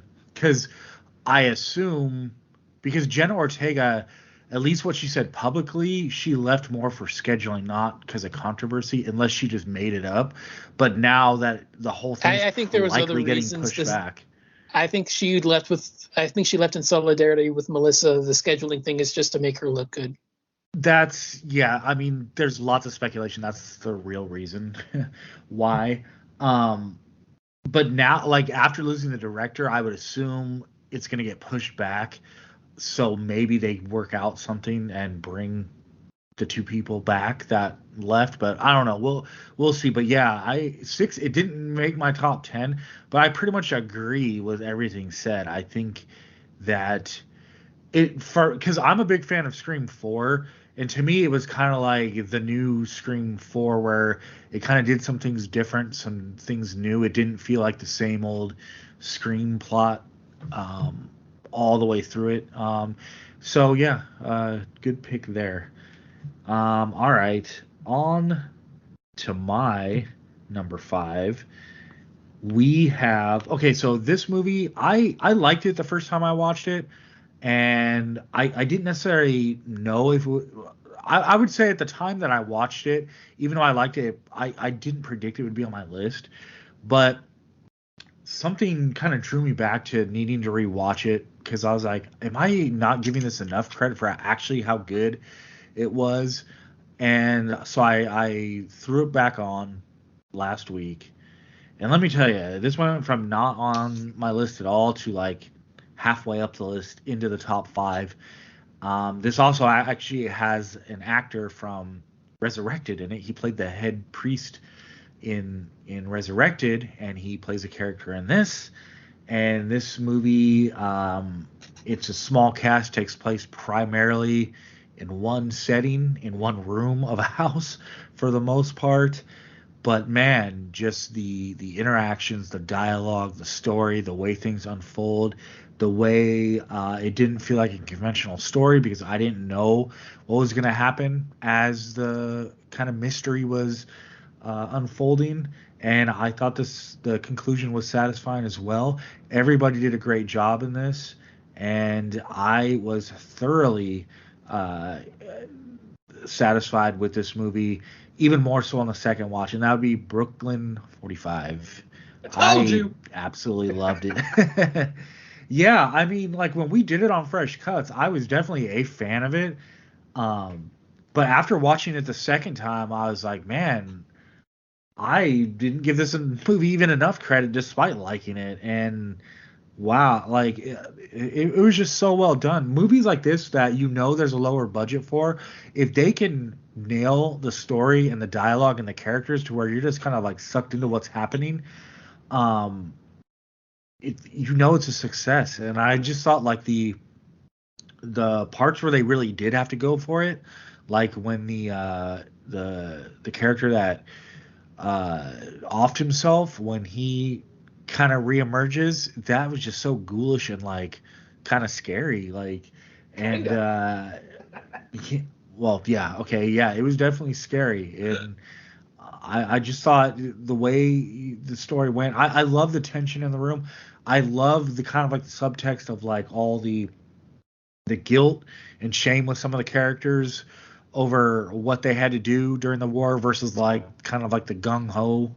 I can't remember if he was like a colonel or a major, like what his actual rank was in the military, but I just love it. And you see this a lot in like movies, like post-war, whatever war it is, post-war movies where there's a lot of conflict even between the soldiers about like what they did during the war. And I thought that everyone in this movie did such a good job. And yeah, I feel like it's a movie still a lot of people haven't even watched for the first time. Yeah, and it needs to be watched, and it's still on Shudder because that's where I watched it. So anyone with a Shudder sub, you ain't got no excuse. So throw on Brooklyn 4-5 immediately, and I'll leave it there. That's my number five. So Venom, back to you for number four. All right. Well, Mike is very obviously hacking my computer and finding my list because for the second time, I have a movie one position ahead of him. And yes, that makes Brooklyn 45 my number 4 of the year. Now, I've been podcasting since 2016, so that's almost 8 years now. This year was the first time that this happened. Basically, every single year that I've been podcasting, when I see my number 1 movie of the year, it stays my number 1 movie of the year. And I'm not exaggerating. I mean, if you can go back to 2020 when VFW came out at the end of January and we still had 11 months left in the year, VFW never swayed from my number 1 spot.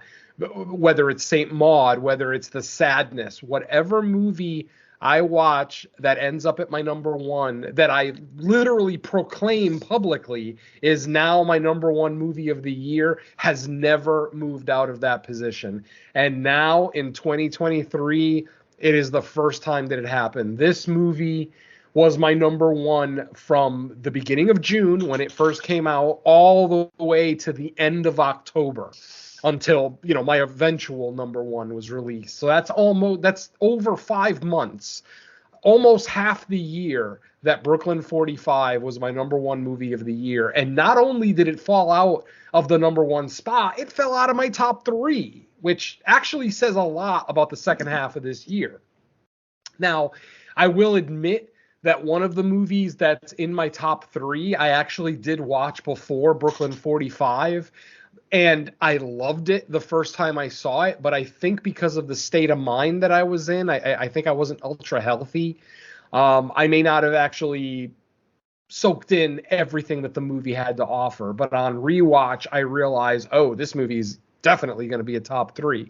We'll be getting to that soon, obviously. But yeah, Brooklyn 45 was my number one for half the year. Absolutely love every element of this movie. And when I say every, I mean fucking every. Every performance in this movie, the score, the set design. This is my set design of the year. This movie is a chamber piece and for those who don't know, a chamber piece is basically a movie that takes place completely in one room or one location. And this movie takes place completely in one room. This set design, the way that it contrasts the costume design on this movie. If you look very carefully as you're watching this movie, the set is brightly colored, bright greens, bright blues, bright reds. Everything on the wall is a bright color. The American flag looks like a brand new American flag. The colors are all bright. But then you look at the way that people are dressed, that are dressed in like muted gray tones. Like everyone is very, like the costume design in this movie is the antithesis of the set design in this movie. And it worked so effectively for me. Obviously, I wasn't around in 1945, so I don't know if houses were actually this bright and colorful back then. I'm sure they were. It would be stupid to say they're not. But we don't generally see that. When we see movies that are set in the 20s, the 30s, the 40s, they're not, you know, unless they're Pearl, they're not the brightest, most colorful movies we've ever seen. They tend to mute the colors to kind of match like the black and white historical footage that we have of that time period. But here, all that is utilized so beautifully, the contrast between the set design and the costume design. As I've already said, the score, the effects. Oh my God, the hole in Larry Fesseden's head is fucking epic. Fesseden's performance, spectacular as the Colonel. And the highest ranking officer in this room. So everybody has to call him Colonel. I think the Major is the only one who actually calls him Hawk in the movie. Maybe one other person calls him Hawk, but for the most part, everybody, you know, calls him Colonel. They have this respect for him. The fact that this is the first Christmas after the end of World War II, where everyone should be endlessly optimistic, but instead you've got this room full of war veterans who are still dealing with their scars, both physical and emotional, especially Larry Fessenden, who, you know, literally had his wife commit suicide, like 6 weeks before the events of this movie. Just these performances are stellar. The effects, the ghost effects during the seance look amazing. And then the ghost effects later in the movie look great. The character decision making, like, you know, everything that they did, it felt like it tracked with that character. You know what I mean? I didn't roll my eyes or cringe at anything about this movie. This movie, I was prepared to make this movie my number one of the year. And had it stayed there, I would still be okay with it, because this one I rewatched today. This was literally my last rewatch. I literally finished it right before we started recording this, trying to see if it would jump back into my top 3 and potentially get up past my number 3. But It's just that my top three movies all spoke to me in a way that few other movies spoke to me this year. So as much as I adore Brooklyn 45, and it is a 9.5, maybe a 9.75 out of 10 for me. I mean, it's really hard for me to nitpick anything about this movie. I think they did it perfectly. It's definitely not going to speak to everyone. Not all horror fans are going to gravitate towards this movie. Ultimately, it is a slightly slower pace. It's a chamber piece, so it's lots of people talking. Movies like this hinge on their performances and their writing. And I feel like both the writing and the performances in this movie are A+, just absolutely stellar. So yeah, I'm almost sad that this dropped down to my number 4 because, like I said, it was my number 1 all year. And to actually continue to drop it down one position, then another position, then another position, it was almost heartbreaking because I really championed this movie when it first came out. I was trying to get as many people to watch it as possible. It was the big release of that week on Shudder, but that doesn't necessarily mean that millions of people are going to see it. And it's a movie that needs to be seen. If you're a fan of performance-driven horror drama, this is the movie of the year for, well, let's say it's the second best movie of the year when you're talking about a legitimately well-written horror drama. So yeah, solidly my number 4 is Brooklyn 45. And I will mention that it is number 11. Nice. I wanted it so badly, but yeah, it's a great time. I can't disagree with you guys anymore. Just fell off my list at the last minute, but number 11 for me officially. Awesome. But enough of that. Number 4 is something that's been brought up. Although it hasn't been an official selection, it's actually been used more as an example of something not to do. And I know where Venom stands on this one. I know where we all stand on it. And my number 4, there's something in the barn. I know the dividing line is on this one, and I fall on the positive side of it. I completely agree with the negatives. I agree because they are the same negatives that I have with it. I just don't think that it's as impactful of viewing. They just don't impact the viewing experience as much as they do for you as it does for me. So I think that's kind of, like I said, the dividing line. And yeah, the rest of the film is fun. The creatures are fantastic. The setups is fun. I do agree. Like I said, the comedy is kind of hit or miss. I like it at first. It grows less weary as it goes along, and then by the time that it stops being funny is when it starts being horror. So I'm definitely on board with it when it does that. But yeah, like I said, I know where you stand on it. I know where you're coming from because I agree to an extent. It just doesn't impact me as much as it does you. But in any sense, number 4 for me is there's something in the barn. I mean, yeah, the second half of this movie is absolute 10 out of 10. It's fucking horror comedy gold. Just the antagonists, the way that they act, the way that they kind of come together to kind of rally against this family, just all of that is endlessly entertaining. And there are elements of the first half of the movie that I did enjoy. Obviously, the family's young son meeting the house elf. Like I loved, as I said during the review, every single scene with an elf in it, I fucking loved. Every single scene without an elf in it, I fucking hated. And ultimately, since the episode has come out, I've seen a lot of people speak positively about the movie, so I understand that I'm in the minority on this one. But just the comedy of the first half, as far as the family and all the comedy that was kind of derived from the family and them being in a new country and all that, obviously didn't really work for me. We've gone over this. I mean, it's been less than a month since we reviewed this movie, so you can go back and listen to that one. But yeah, the second half is stellar. I would not deny anything in the second half of this movie. I would never tell anybody not to watch it. I think this is still a very good movie.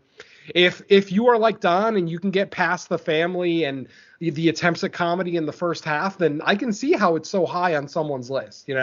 If I liked this family a little bit more, it easily would have been in my top 10 just based on the strength of the second half. But because the first half was such a drag for me, and I end up yelling at the screen, and if I'm talking to the movie, there's something that bothered me about it, and ultimately that's it. I'm never gonna harp on anybody who loves this movie. I mean, if you love this movie, rock on. It deserves to be loved. It really does. I'm not calling this a bad movie. All I'm saying is that the family didn't work for me. That's it. I still think most people are going to love this movie. It's incredibly enjoyable and definitely should be something to revisit, every December. It's fun. It really is. All right. My number 4, it's probably going to be the first. Well, I don't know. Depending on what everyone has thought of the rest of my list, this will probably be the first one that is a major departure where you guys are like, maybe not for me. This director's had a number 1 on my list in previous years. Big fan of how his early career is going so far. Earlier this year, it probably would have been higher on my list, but I've seen movies since that have pushed it. And I want to be true to like what movies I think are the best, so I couldn't keep it higher, or I couldn't put it higher than it is, but still 4 is pretty high on a top 10 list. I love the story in this. I love the subtext in this. I love the debauchery, and I love kind of what it has to say. And its second viewing helped kind of support all that. So number 4 on my list is Brandon Cronenberg's Infinity Pool. I love the idea of like centering a story around kind of morality and what happens if all consequences for like immoral behavior go away. What would people be like? And I feel like this movie touches on that a lot. I think it does get a little grandiose in the third act with it. We all know the scenes with Mia Goth towards the end of the movie. But for the most part, I still really like it. I like how everything plays out. I like the escalation. I like kind of like the contrast in characters with James and his wife, kind of how they react. On the second view, and I kind of picked up like little seeds that were planted earlier in the film than I realized with the first watch. And man, yeah, this does get kind of vicious and visceral at certain points. And Brandon Cronenberg, he's putting together a solid lineup early on. I can't wait to see what he has next. And I don't have a ton to say about it just because I feel like some of these that we've done on the show, it's like I don't want to just repeat everything I talked about on the actual episode of Fresh Cuts. But yeah, I did really like this. I know it's one of those movies because I've heard from lots of people, not just my own co-host, but it works for some people and it didn't work as well for others. Everybody has valid things to say, positive or negative. But this one, it just worked for me, and I thought the ending was pretty striking. The way it played out, the way some of our characters could go back to their life like nothing happened, but James ends up pretty much a broken person by the end of this movie, and he really ends up kind of like somewhat of a victim of Mia Goth's group, because all along they were pretending to befriend him, and really he was just kind of like a plaything for them too. I love the setup to where in a foreign country like they are getting tired of it too, but it kind of shows like the wealthy, if they have the means, you can get away with a lot, even breaking the rules of society or a country. And yeah, it worked for me. But yeah, so number 4, Infinity Pool. And I'll just leave it at that. I know I liked it, I think, more than my co-host when we did the show. But hey, it is what it is. So number 4 is Infinity Pool. Venom. I can't believe we're already to our top 3. Can you believe it? Yeah. I can't believe you made me throw up in my mouth a little bit, but that's okay. Infinity yeah. now flowing. I don't need to repeat what I said about it when we reviewed it. I fucking hated it. If you want to know why, go back. But the short story is, I'm not as big a fan of Mia Goth as most people. There are some people that literally worship the ground she walks on, and I'm still waiting for her to give me a good performance. But again, that's just me. It's differing opinions. Blah blah blah. Let's move on because I have nothing but vitriol for Infinity Pool. So just so I don't shit on Mike's moment, let's just move on to my number 3. My number 3 is one that I saw earlier in the year, and apparently no one saw this movie other than me and Dave Z, because we are literally the only people that I know of that spoke about this movie. Dave Z, of course, from the Exploding Heads Horror Movie Podcast. This movie did get a theatrical release out here in California. I know it got a VOD release a little bit later on, so it was available to watch, but when I saw this in theaters, it completely blew my mind. I knew this was going to be a top 10 movie.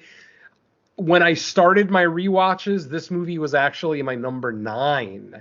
And then I rewatched it this week and was completely riveted from beginning to end. This is on my 3rd watch now. Our lead, Sean Patrick Flanery, who I'm not really the biggest fan of in general, gives the performance of a lifetime in this movie. This is my second chamber piece in a row. Once again, a movie that takes place mostly in one location. And this movie, it's really just two guys having a conversation.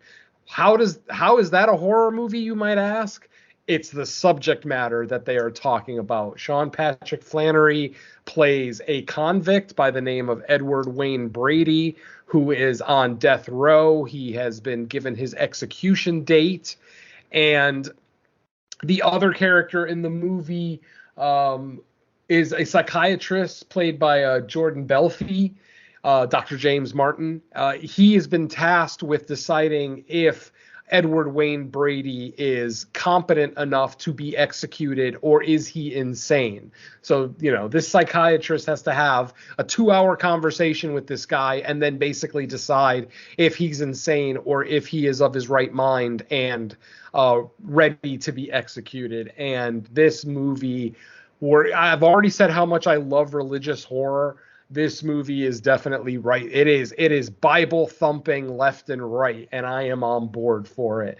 Just every single line that Sean Patrick Flanery speaks in this movie is absolutely amazing, delivered with so much evil and just bad intent, and I absolutely adore it.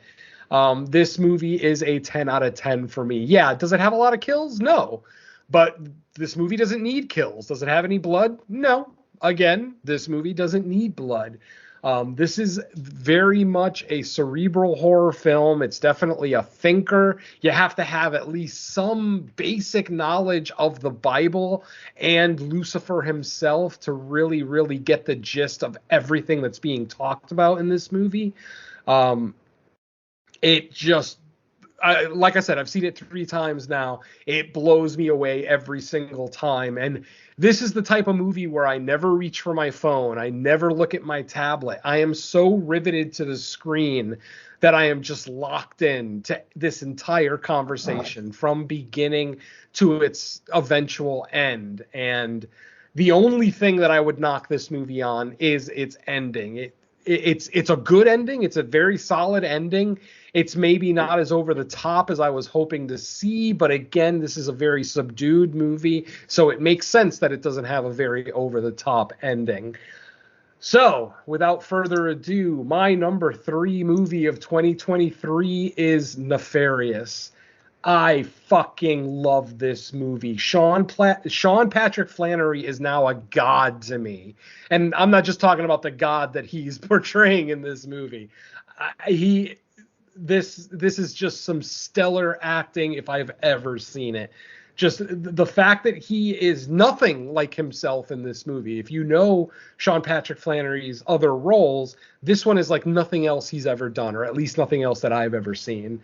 He He's absolutely insane and evil, but at any given time, he sounds like the most down to earth and in control character in this movie. Yeah, as I said, the majority of the movie is only the two characters. There are, the warden will make an appearance every now and again. Obviously, a priest will show up on the day of the execution. So there are other people in the movie, but 95% of this movie is just two men talking in a room. And I have never been so riveted by a movie of two men just sitting in a room. And obviously it's the subject matter. That's the subject matter. It works for me. It has that religious angle that I love in a lot of my horror. I mean, the score is okay. The cinematography is okay. Like, most of the filmmaking elements of this film are not stellar or exceptional in any way. It is Sean Patrick Flannery's movie. He makes this movie what it is. And this is easily, literally, for those who don't know, I use, throughout the year, I use a 10-point system to rate my movies. Obviously, we don't rate movies on any of our shows, and I prefer it that way because ratings change all the time. But when I do my, I've probably said this the last few years, but I'll say it again. When I do my rewatches, I use a 100-point scale. I literally have a criteria of 20 different topics, and each one is scored 1 to 5, and then just whatever score you get at the end is your ultimate score. This movie came in at a fucking 98. There is nothing about this movie I don't like. Yes, I would have liked to have seen a little slightly more over the top ending, but it makes sense. And the fact that Glenn Beck actually appears in this movie as himself, I think that says a lot about the strength of this movie, because Glenn Beck is not the kind of guy who's just going to be in a horror movie, willy-nilly. Like, this script obviously spoke to him the way it probably spoke to me and a lot of other people, and it made sense for him to play himself in the final scene of the film. So, again, this movie is stellar. I believe it is available on Prime Video, so if you have Amazon Prime, don't waste another second. Go and watch this movie. This movie is the surprise of the year for me. I expected nothing from this movie. You guys know I don't watch trailers, so I knew nothing about the movie. I believe it came out the same weekend as The Devil Conspiracy, which I ended up hating The Devil Conspiracy because of all the CG garbage, just way too much CGI. This movie I ended up watching the day after Devil Conspiracy and fucking loving it. But like I said, it was number 9 in my top 10 when I started my rewatches. And then I watched it a couple of days ago and was floored by how effective this movie still is on the third watch, how amazing this dialogue is, these performances. This is probably definitely the most oddball movie on my list because, like I said, I've heard no one other than Dave Z talk about this movie. Unfortunately, we didn't get a chance to talk about it on Fresh Cuts because, like I said, I think 2 or 3 different horror movies came out in theaters that weekend, and this one was a limited release, so I don't think Don and Mike were able to get a screening near them, so we ended up going with a more national release for that week. But this is definitely my biggest regret of not covering on Fresh Cuts. I adore this film. I adore these performances, just everything about it. The movie's an hour and 37 minutes long. It feels like it's 45 minutes long. It's just beautiful pacing. Like I said, if you're not a clock watcher, this movie goes by really, really fast. So again, Nefarious at number 3, an absolute banger of a film that I think has been criminally ignored by the horror community. And, like I said, because there's no kills, there's one on-screen death, but it's not even like a murder. It's something else. So I'll kind of leave it at that. But yeah, this movie is just so, to me, it just blew my mind. It's amazing. If this thing gets a physical release, I'm on top of it. This is something that I could watch a couple of times a year just to watch Sean Patrick Flannery's unhinged dialogue and just creepy, fucking unnerving, off-putting. I mean, there's 1,000 adjectives that I can put on Patrick Flannery's performance in this movie. So yeah, if you haven't seen it, please do yourself a favor and check it out. Again, like I said, it is a slow movie. So if you're a fan of character-driven and dialogue-driven horror drama, this is the movie for you.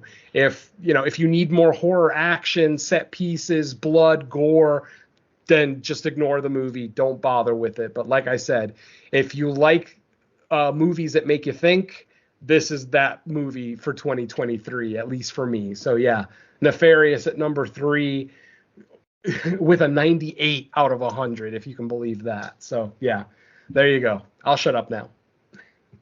Yeah, I think here I got like the one night, one showing release. That's what screwed me over for it.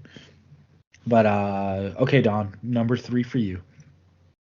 All right. Yeah, my number 3. I absolutely love this. I'm a huge fan of where this thing went. Maybe not necessarily the direction that we wanted when we first got hints of this 12, 13 years ago, but the end result is something I'm not going to complain about in the slightest. And my number 3 is Thanksgiving. I absolutely was impressed with this. You go from 70s, 80s style grindhouse to 90s teen slasher in the course of 13 years. That's a pretty solid leap. And yeah, I had just an absolute blast with this.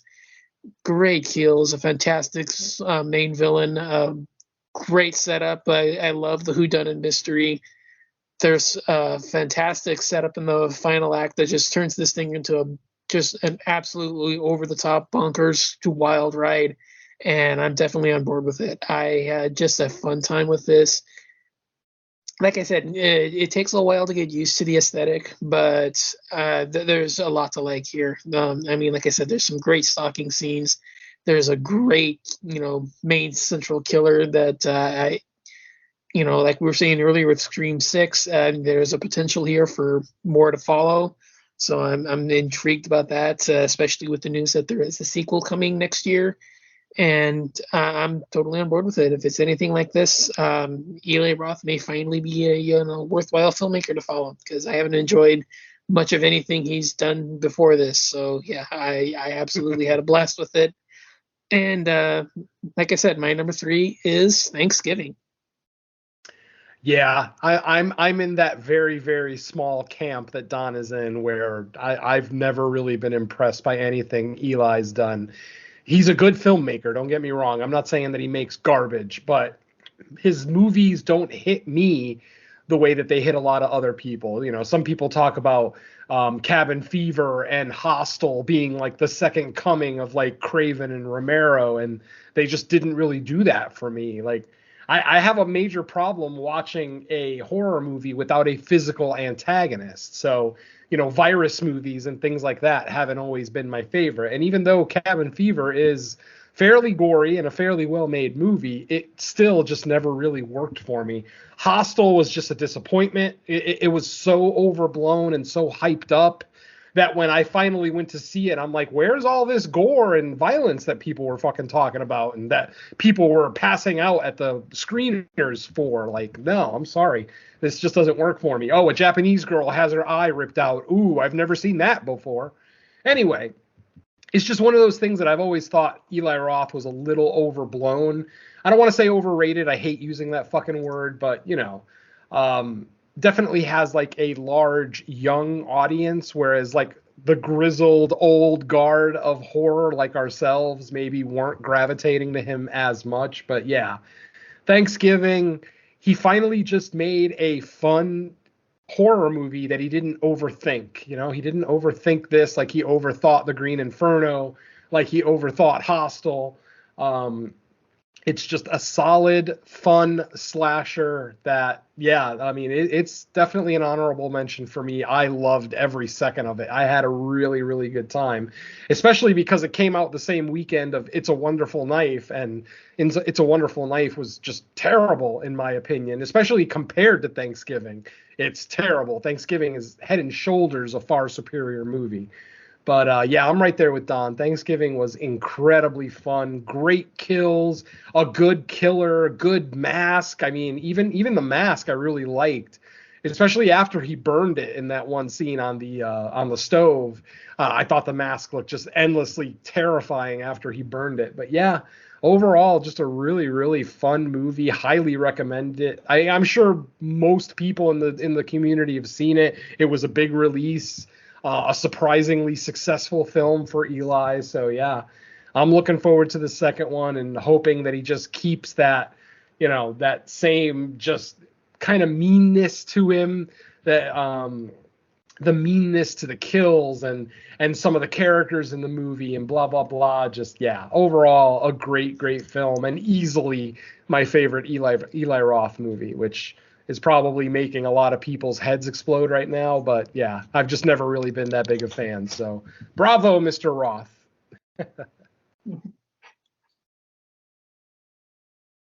Yeah, Thanksgiving definitely one of Roth's better movies. I mean, I like some of Eli Roth's movies, but I'm not a super fan of his by any means. I think he kind of falls into that category as like he's a better horror fan than a horror movie maker.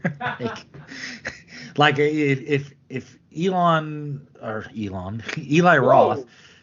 yeah, I know, way different person.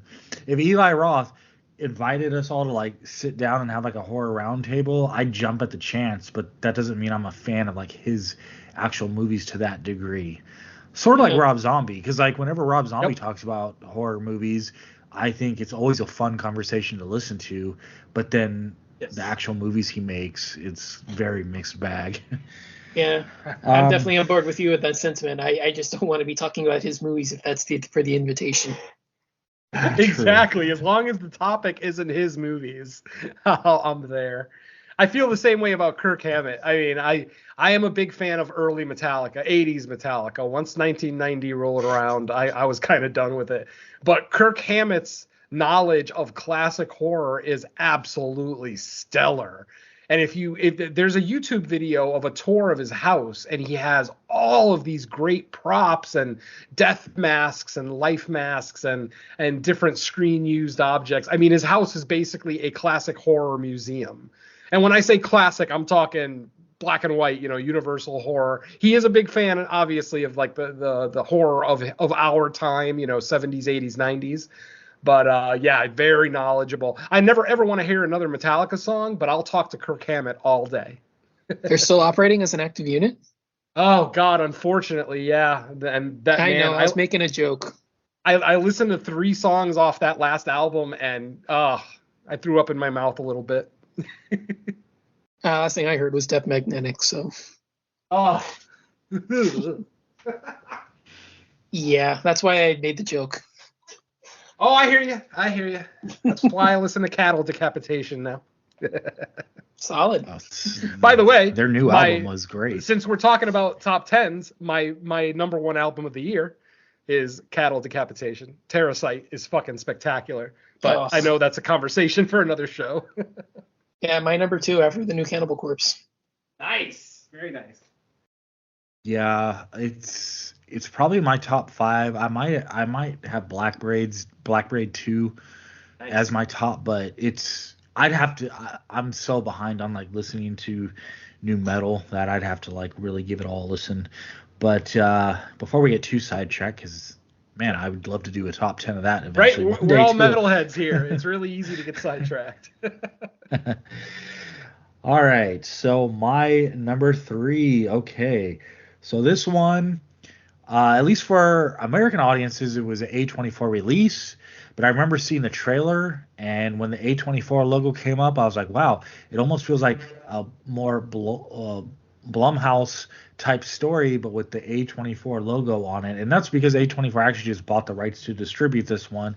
It's an Australian movie, and it's Talk to Me.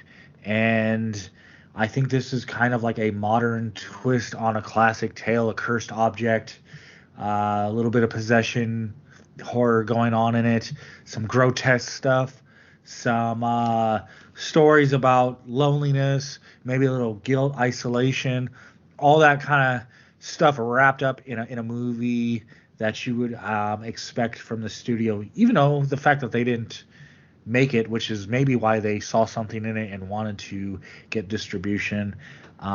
Big fan of this one. I thought, it tried to be scary in moments, which is good. And overall, I had a lot of fun with it. It seemed like most reaction was positive too. I remember we all liked it for the most part.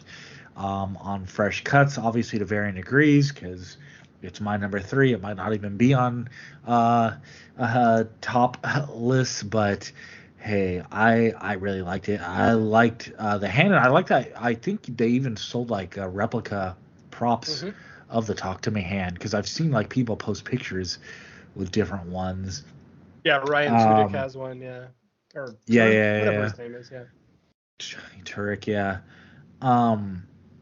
Yeah, so I guess I'll just leave it at that. Yeah, so Talk to Me, my number 3 movie. So Talk to Me was a little bit of a surprise to me, because I loved it when I first saw it, and it was actually, believe it or not, it was my number 5 on my top 10 when I started my rewatches.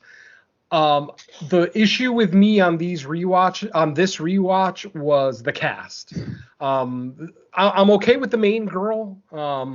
And then the brother and sister, I'm okay with all of them. It's the other friends that kind of left me a little sour. I don't know, something. The sheer bravado of these kids knowing what they're doing, but then voluntarily doing it. And then how did they figure out the 90 seconds thing? Like, I feel like somebody somewhere got taken, and then they're like, oh, okay, so it's 90 seconds. I don't know. There's definitely plot holes in the movie. They're not ultra bad. Like, they don't necessarily ruin my enjoyment of the movie. But when I'm sitting down and I'm putting a top 10 list together, those are the kind of things that stick out in my head. It's always the negatives more than the positives that stick out in my head. So overall, a great cold open, some real brutal kills in the movie. The whole thing with how the hand works and what it actually does, I'm on board for. The ending left me a little sour the first time I saw it, but then when I watched it multiple more times after that, I started warming up to it. It made sense, and it probably was the only ending that really made sense for this story, short of something very, very tragic happening to our main character. But yeah, overall, I loved it, and I'm actually very shocked it did not make my top 10, because like I said, number 5 when I started my rewatches, but it just kept getting... as I rewatched Evil Dead and Ashvins and Project Wolf Hunting, I realized I liked all of them more. So it just made sense to kind of bump it until finally, just today, Knock at the Cabin bumps it out of the number 10 spot. So Talk to Me is literally my number 11 of the year. Definitely thought highly of it. I liked a lot of it, but it doesn't have the rewatchability for me that a lot of the other movies in my top 10 do. And rewatchability is one of my criteria. So, obviously it's going to suffer a little bit there. But a great movie nonetheless, and a really big success too, like a surprising success for A24. So, hopefully we get more fun horror like this out of A24. Don't get me wrong, I love their more serious, cerebral, elevated, whatever stupid adjective you want to use, horror, art house horror, whatever. But this was definitely a fun entry that actually was good, because I know a lot of people would probably say Bodies, Bodies, Bodies was a fun entry from A24, and I fucking hate that movie. So at least Talk to Me is watchable and fun and entertaining, as opposed to that other thing. So yeah, I'm very okay with it being this high on a list. I've seen multiple lists that have it at number 1, and I'm okay with that. It is potentially one of the best horror movies that played in theaters this year. So if you're not a psycho like us, where you're watching like 100 to 200 horror movies every year, yeah, it might be your number 1. So I got no problem with that whatsoever. It's a fun movie. It's a good movie. I wish the characters were a little bit more organic, but it's a cast of high school kids. And the older I get, the more I find those types of casts less and less entertaining. So it's probably just the crotchety old man in me speaking. Mike is obviously 10 years younger than me, so that probably speaks to why he likes it a little bit more. The youth of the show is speaking. There you go. I think Don is the youth of the show, but that's okay. Yeah. Probably. I think so, yeah. Yeah, he is. I'm going to turn 40 this year, so I'm the youth of the show. Yep. Yep, you got Mike by what, a couple of years at least. Mm-hmm. Nice. All right, Yep. where are we? Is it my turn? Yeah, you're number 2. Yes, sir. Number All 2. right. Okay, I'm gonna make my number 2 was weird.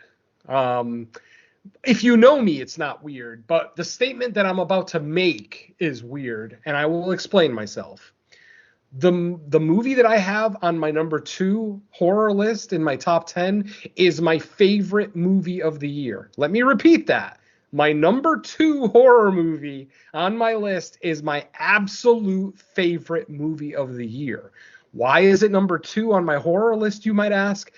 The only reason it is because there was one movie that I feel represented horror a little bit more. I personally have always said creature features are horror. Kaiju is horror. It's a fucking 300-foot lizard crushing your house. How's that not horror? I mean, it's not a drama. It's not a comedy. So what the hell else is it?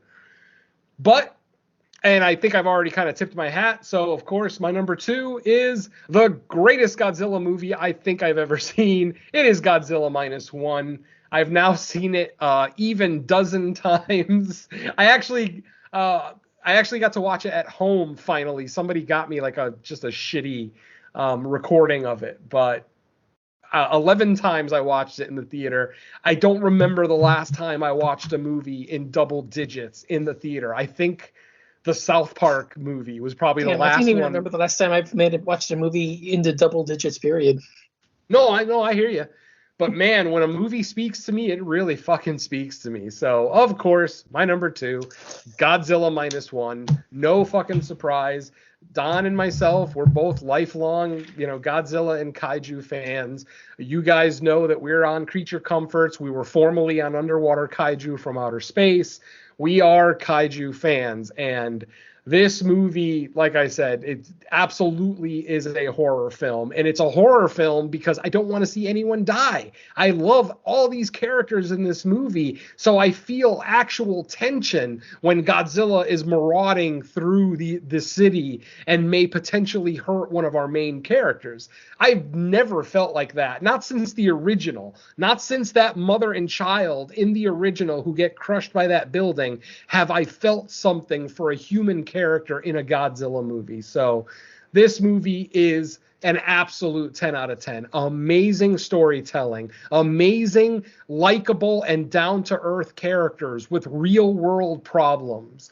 A city trying to rebuild from a war that they probably never wanted to be a part of, and then now they're dealing with another war right away, consecutively, with this giant fucking lizard. So this movie gave me everything I could ever want from a Godzilla movie and more. I'm not going to sit here and say that there's never going to be a better Godzilla movie because that would be short-sighted. But I just adore this movie with a fiery passion. I loved every goddamn second of it. The effects are amazing. The acting is amazing. The score is stellar. The cinematography, the effects. There is nothing, and I mean nothing, that I can nitpick about this movie. But like I said, my number 1 movie of the year did things to me that few horror movies have ever done, which is why it is my number 1. But my number 2, and I will die on this hill, Godzilla -1 is absolutely a horror movie, and it is my number 2 horror movie of 2023. And we talked about it enough Amazing. times to know that I'm right there with you. Yeah. Oh, God, this movie. Just sitting here thinking about it is like making my heart race, and like I want to watch it again right away, but I got to wait for a physical release now. But yeah, it's finally not in theaters out here in California anymore. But the fact that it was only supposed to be out for a week and we ended up getting a solid month in theaters, I can't thank the gods of cinema enough. This goddamn, and if you were one of the lucky few who got to see this in IMAX, holy shit, what an experience that was. I had to wait until the second week of release because of the Beyonce movie taking up all the IMAX screens. But when I finally saw it at Universal, I went to Universal Studios to watch it there, and my God, what an experience. So yeah, Easily my favorite theatrical experience of the year. Easily my favorite movie of the year, regardless of genre. But like I said, I'll explain more about my number one when we get to it. So yeah, number 2, Godzilla, -1. All right. Dawn, tell us your number 2. All right. Well, our number 2 was mentioned earlier, and I know the last time I said that it wasn't for the right reasons, but it is this time around for the right reasons. My number 2 was Evil Dead Rise. I absolutely had such a fucking blast with this. It may not. It always surprises me when a new Evil Dead movie just surprises me, because this is so strange in that it's the only franchise that I've seen everything is a 10 out of 10, but yet I don't ever really think of it as like my all-time favorite franchise, just because it's not. And yeah, this is another instance where it may be number 5, but it's the fifth film in the franchise where it's a 10 out of 10. I can't think of anything else, because Sharknado is the only one that's come close, and number 6 is an 8 out of 10. It's the only one that fucks up the run. But yeah, but yeah, I just love this. I mean, the cold open is just one of my favorite things I've ever seen in the franchise.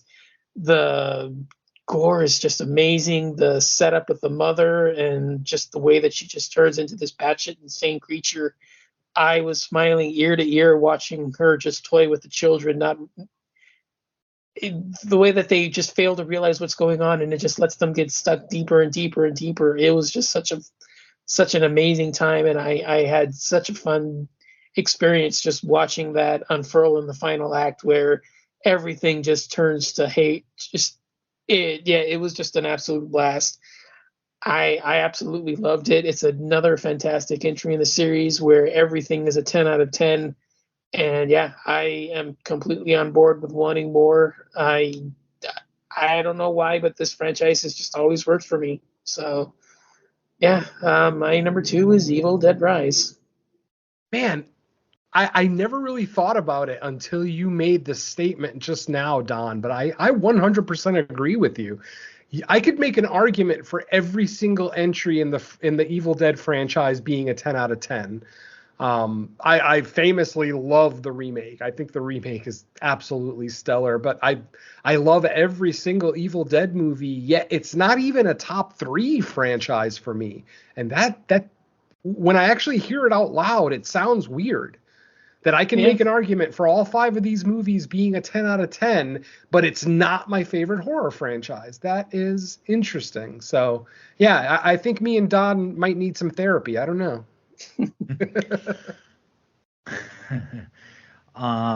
Do you think it's because now there's 5 of them? Do you think maybe, and that's even if you, because even though technically it's not a movie, I even think the show was good. Ash versus the show is a fucking 10 out of 10 too. Absolutely. Yeah. I fucking love the show. Oh my God. Yeah. Maybe Evil Dead is secretly my favorite franchise and I just can't accept it. I don't know. That's weird.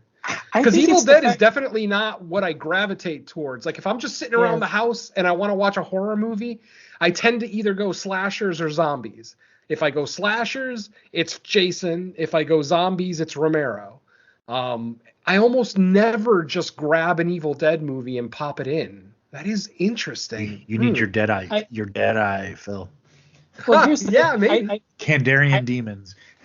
I think it's the. I don't know if this is the proper way to say this, and again, this could be something for another time. I think it's the space in between releases, because it's 42, 43 years old, and there's 5 entries in the franchise. Yeah, that's true. You think that they space them out so much that when they show up they're special, but because there's not a whole lot of them, that it's easy for them to just get lost in the shuffle, but then they appear amazing when you think of them. Potentially, yeah. I could definitely, I can see that argument. I wouldn't argue against that, definitely. I mean, hell, we had to wait 9 years between the remake and Evil Dead Rise. So yeah, maybe if they get us another one in less than 9 years, it may change my opinion of the franchise. I don't know. Yeah, it could be. Um, all right. So my number two. So if we were rating this strictly on theatrical experience, this would have been my number one. It's just that there happens to be one movie that did a little bit more overall, but Godzilla minus one, holy shit! Like this is the one movie, even though it's not my number one, this would be the one movie on my list that outside of like someone not having like the means to get to the theater to watch it, I would say there's just no excuse. Like I understand for some people it's either financial or just lack of time. I sympathize obviously with the lack of time one being a parent. There's way more movies I'd want to see in the theater, horror and otherwise, that I just don't get a chance to. So I understand. And financial, like obviously that's a personal thing to people. But if neither of those are an issue, this is the one movie where I'm like, you cannot. Well, I guess it's too late now, but back when it was still playing in the theaters, you can. There's just no excuse not to go see this one in the theater. God, like I don't know if Godzilla has ever looked better. Like, and you guys would know better than me because there's obviously some gaps in the Godzilla. I don't know if you would call it franchise or just lore of all the movies the, that Godzilla's been featured in. I haven't seen every single one, but I've seen plenty. And my God, like when Godzilla appears on screen, it's just so incredible for what they did for the budget. I One of the reasons I'm such like a huge critic of modern day CGI is because I feel like in so many movies with like twice, three times, 10 times the budget as Godzilla minus one, they can't manage to make it look good. And Godzilla minus one on that budget for Godzilla to look that good, not just Godzilla himself, but just like all the carnage, everything going on in the movie, for it to look so incredible throughout the entire running time. So many other horror movies, and I guess even not some non-horror movies, you can be following along in the movie, and like the terrible looking cheap CGI can take you out of it. In this movie, even though you know it's like enhanced, digitally, it doesn't matter because it just looks so good. The story in this, the human characters that a lot of people you a lot of times don't care about, like there is no weaknesses in this movie. um I'm so glad I went to see it. Like I probably would have seen it anyway, but just the initial like positive reaction when it was still not everywhere playing in the country. The fact that I think I saw it I can't remember if I did see it that first weekend or the second weekend, but I saw it relatively early on. And after that, I was just telling everyone that would listen, like, no, you need to go see it in the theater. Like, I understand for repeat viewing, sure. Eventually, if we're gonna watch it, it's gonna be at home. But for your first watch of it, you have to get to the theater to see it, because I don't care what your home theater looks like, it's not gonna match a giant screen with Godzilla. Like, I don't care if it's the drive-in, go see it there if that's the better option for you. But man, this movie's amazing. And like I've seen many different iterations, different like tones in Godzilla movies, and this is just about as perfect as it gets. Like I don't know what else to say that hasn't been said about it. I know you guys have talked about it already at length, and I'm sure it was just all praise because like I don't know what doesn't deserve praise about this movie. It's everything. Like if you could almost formulate like a stereotypical Godzilla movie in your head of what it should be, this is it. Like 100%. And for every, I would say this makes up for almost every like miss that's happened over the past 20 years. Like, and a lot of it is American releases, like because like I said, I haven't seen like all the international Godzilla movies over the past 20 years, but I have seen like some American ones that I was either lukewarm on or just didn't like at all. But this one is so damn good that it pretty much like makes up for it. Like based on this alone, I'll go see the next one without knowing anything, just because like now I know like it can be this damn good. And like I said, if we were basing our list merely on like what we thought walking out of the theater, this probably would have been my number one. But I think everyone knows what my number one's going to be since it hasn't been mentioned, and there's no way it's not going to be on my list. Same with Venom. I'm pretty sure I know. Don, I think have we've a all good got guess because he's only doing fresh cuts movies, so I'm I think we've all got the confident same in. number one.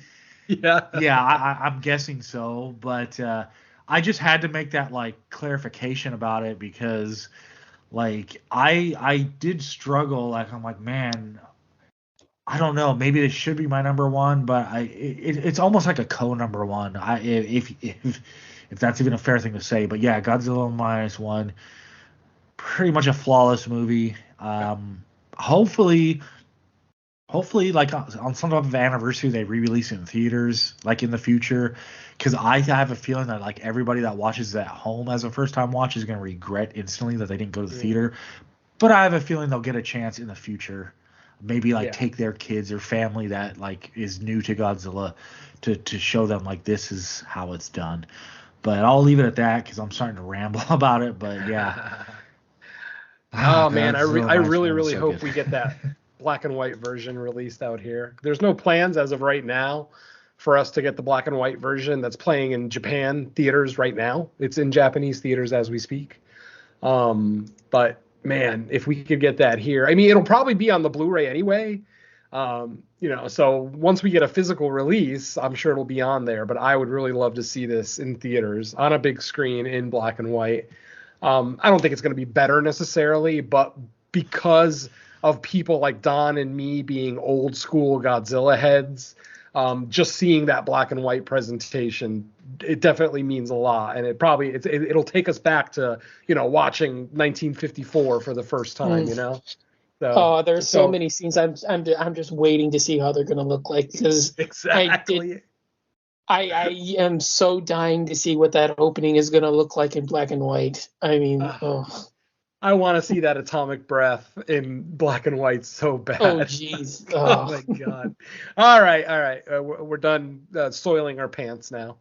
Yeah. So I guess it's all time for us to. Let me ask you guys a quick question, and we don't have to dwell on it, but just like a quick answer. When it comes to Godzilla, do you consider all Godzilla movies horror by default because it's a giant monster rampaging around, or does it depend? Like after you watch it, then you kind of like figure out if you want to call it horror. For me, Godzilla's size has never meant that he is a horror villain because I prefer horror to be about a monster's sole purpose to be actively hunting and killing people. So his size automatically prevents him from ever being one. Although I will say that there are horrific moments, and there are. I will say that films like Rodan is incredibly close. I think the Megan Euron first half is actually far better than most horror films, especially from that time period. And especially another one would be War of the Gargantuas, because that one is also another one where, okay, yeah, they're a little bit bigger, but especially in the first half when they're actively known to be eating people, that one does come close. But for Godzilla specifically, his size has always meant that he's ineligible. But like I said, I do think that there are horrific moments in other films in the franchise. As I mentioned earlier, to me, if it's a creature feature, it's a horror movie. I mean, I understand Don's point, and I'm not arguing it, because it's true. Godzilla's main purpose isn't specifically to kill people, so I absolutely understand that justification. But for me, it's a giant monster. And if we saw a giant monster in real life, none of us would say, "Oh, this is dramatic," or "This is comedic," or "No, that's scary as shit." You see it. I was going to say, where's my new change of underwear? Exactly. Yeah. So that's what I mean. That's kind of how I look at a film. If it's a horrific situation, if it happens in real life, would you think that you're living in a horror movie? And if I lived in Tokyo during any Godzilla attack, I would think I'm living in a horror movie. So That's just me. Admittedly, some Godzilla movies are more horror than others. I could make the argument for Godzilla versus Megaguirus is a legitimate horror movie because Megaguirus starts off as a very, kind of a series of small creatures that actually does attack people and stalk people. Like there's legitimate stalking scenes in Godzilla versus Megaguirus. So, there are arguments to say that some Godzilla movies are more horror than others. And then there's those kind of, 70s Godzilla, late 60s and early 70s Godzilla movies that really were just made for kids, Yeah. Like GMK. I don't think anybody would ever say GMK is a horror movie, it's or Son of Godzilla or, there a whole plethora of movies in that lineage that nobody's going to call scary. I understand that, but ultimately, big time. Megalon, Gigan, absolutely. But ultimately, to me, just so that I never have to have any kind of caveats or arguments, if it's a creature feature, if it's a kaiju movie, I say it falls under horror. Is it its first genre? Of course not. But to me, for whatever it's worth, it falls. Like Shin Godzilla, if I was podcasting back then, would have made my top 10. So, that for whatever that's worth. Anyway, where were we? I think it's all time for us to wax positively on Perpetrator, right? Of course, yeah. Oh wait, that means you guys didn't have that as your number one? Oh damn. I thought we were going Titanic 666. What the fuck? Well, that was last year. Oh, whatever. Anyway. Okay, yeah. When Evil Lurks. I mean, who wants to take the lead here? Oh, well, I mean, it's my country, so I gotta. Well, that's what I was forth, yeah. Basically, I was going to start out by saying, for the first time since 2019, a Spanish horror movie is my number one horror movie of the year. Now, in 2019, it was Tigers Are Not Afraid, which technically was out of Mexico, but it's still a Spanish language one, so I'll accept it. But yeah, When Evil Lurks, what the fuck can I say about this movie? There are images in this movie that will stay with me forever. This is why I said Godzilla Minus One is objectively my favorite movie of the year, bar none. But When Evil Lurks did shit to me that few movies have done. That dog attack was so fucking brutal and so unexpected. You see this cute little 6-year-old blonde Spanish girl, you think, oh, what bad could happen to her? And then fucking wham! Out of nowhere, one of the most vicious attacks ever. I'm sorry I'm talking spoilers, folks, but I'm gonna, because I fucking love this movie. And then the image that's gonna stick with me the longest is the image of a mother literally eating her own child's brain out of its skull like it's a fucking popcorn tub. Are you kidding me? First of all, the sick fucker who even thought of that deserves an award. Thank you, Damien Rugna. Absolutely adore that you went there. You didn't sugarcoat anything about this movie. Kids, the scene where the kids are repeatedly hitting that woman in the head with a hammer. She's already dead, and it still looks like it fucking hurts, and I cringe at every single hammer hit. I talked about the fact that when we reviewed this on Fresh Cuts, I talked about this being one of the first demonic possession movies that has zero religion in it. They don't even bring up the church or religion at all in this movie, and I fucking love it because it is still solidly a demonic possession movie, but they don't muck it up with all of the Catholicism that most exorcism movies have to deal with. The way that the rotten or possessed is introduced is so stellar. The path that these two brothers go on throughout this movie, trying to do the right thing, but making the wrong decisions. And another thing that I said when we reviewed this is how this poor guy, our main character, literally makes the wrong decision at every turn, but you don't hate him for it. He's not a stupid horror movie character who's just ignorant. He's just a guy who lives in the country and just doesn't understand what's going on. He is trying to do the best that he can for his family, for his kids, for his ex-wife, for his brother, for everyone involved. And unfortunately, because he doesn't quite grasp the situation until it's too late, he continues to make wrong decisions, but you're never I never once yelled at him, which I constantly do. Anybody who watches horror movies with me, at least at home, I have the respect to shut up in a theater, but at home, I am constantly talking, and when a character does something stupid, I will be the first one to say, well, that was fucking stupid. But in this movie, absolutely not. It's ending. The sense of dread that this ending leaves you with is palpable. I mean, you could feel it in your heartbeat as you're walking out of this theater. This town is fucked. Even though we don't see the brunt of what the, I guess, quote unquote, demon is going to do, the sense of dread that it leaves you with, and then the final realization of what happens at the end of the movie with the grandson and his grandmother, it's a gut punch. It's an absolute gut punch. It hits you so goddamn hard, especially if you don't see it coming.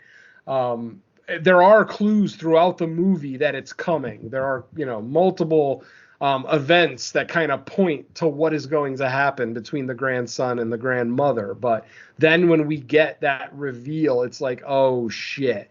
And to think that this guy could have ended the whole thing if he would have just listened to the cleaner, if he would have listened to everything that the cleaner said to him, they would have avoided a lot of horror. But because he continued to try to do his own thing under the guise of doing what's right for his family, understandably, but still making the wrong decisions, just makes him one of the most sympathetic characters. As far as like most sympathetic, it's going to either be this guy, the main character in When Evil Lurks, or Tendo, the main character in Zom 100, as some of the most likable characters in horror this year, and just unfortunate ones, ones that, in Tendo's case, he's just kind of a wishy-washy little bitch, so he lets people walk all over him.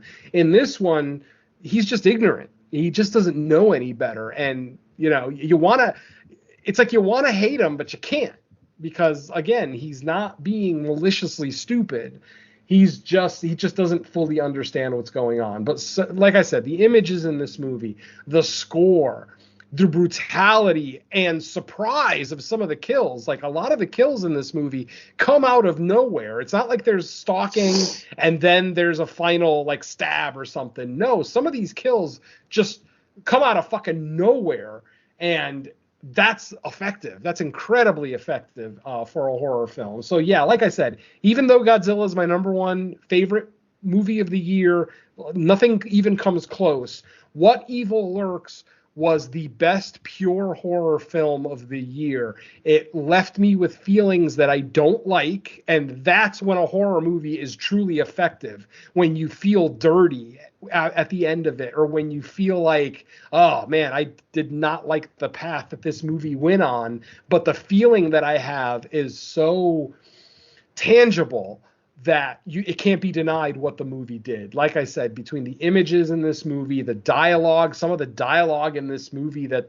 the possessed people actually speak, it's very similar to what we got out of Evil Dead Rise. Maybe not quite as fun, if you will. Nothing quite as fun as Mommy is with the maggots now, but still, there are some lines in this movie that, your eyes cross when you hear them.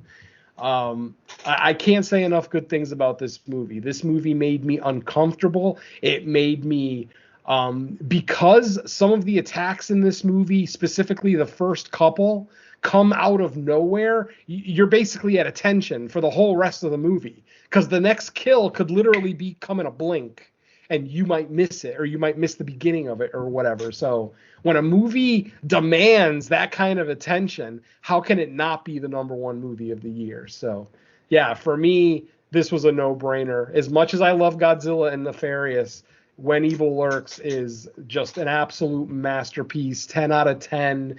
Damien Rugna has instantly turned into one of my favorite directors. And one other thing that I wanted to say, and this point might be moot, I don't know, but I brought this up last year in the top 10 show, that all of my number one movies for the whole 8 years that I've been podcasting, they're always one of two types of movies. They're either over the top fun gore fests like The Sadness, VFW, The Void. Those are all past movies that have been my number ones of the year.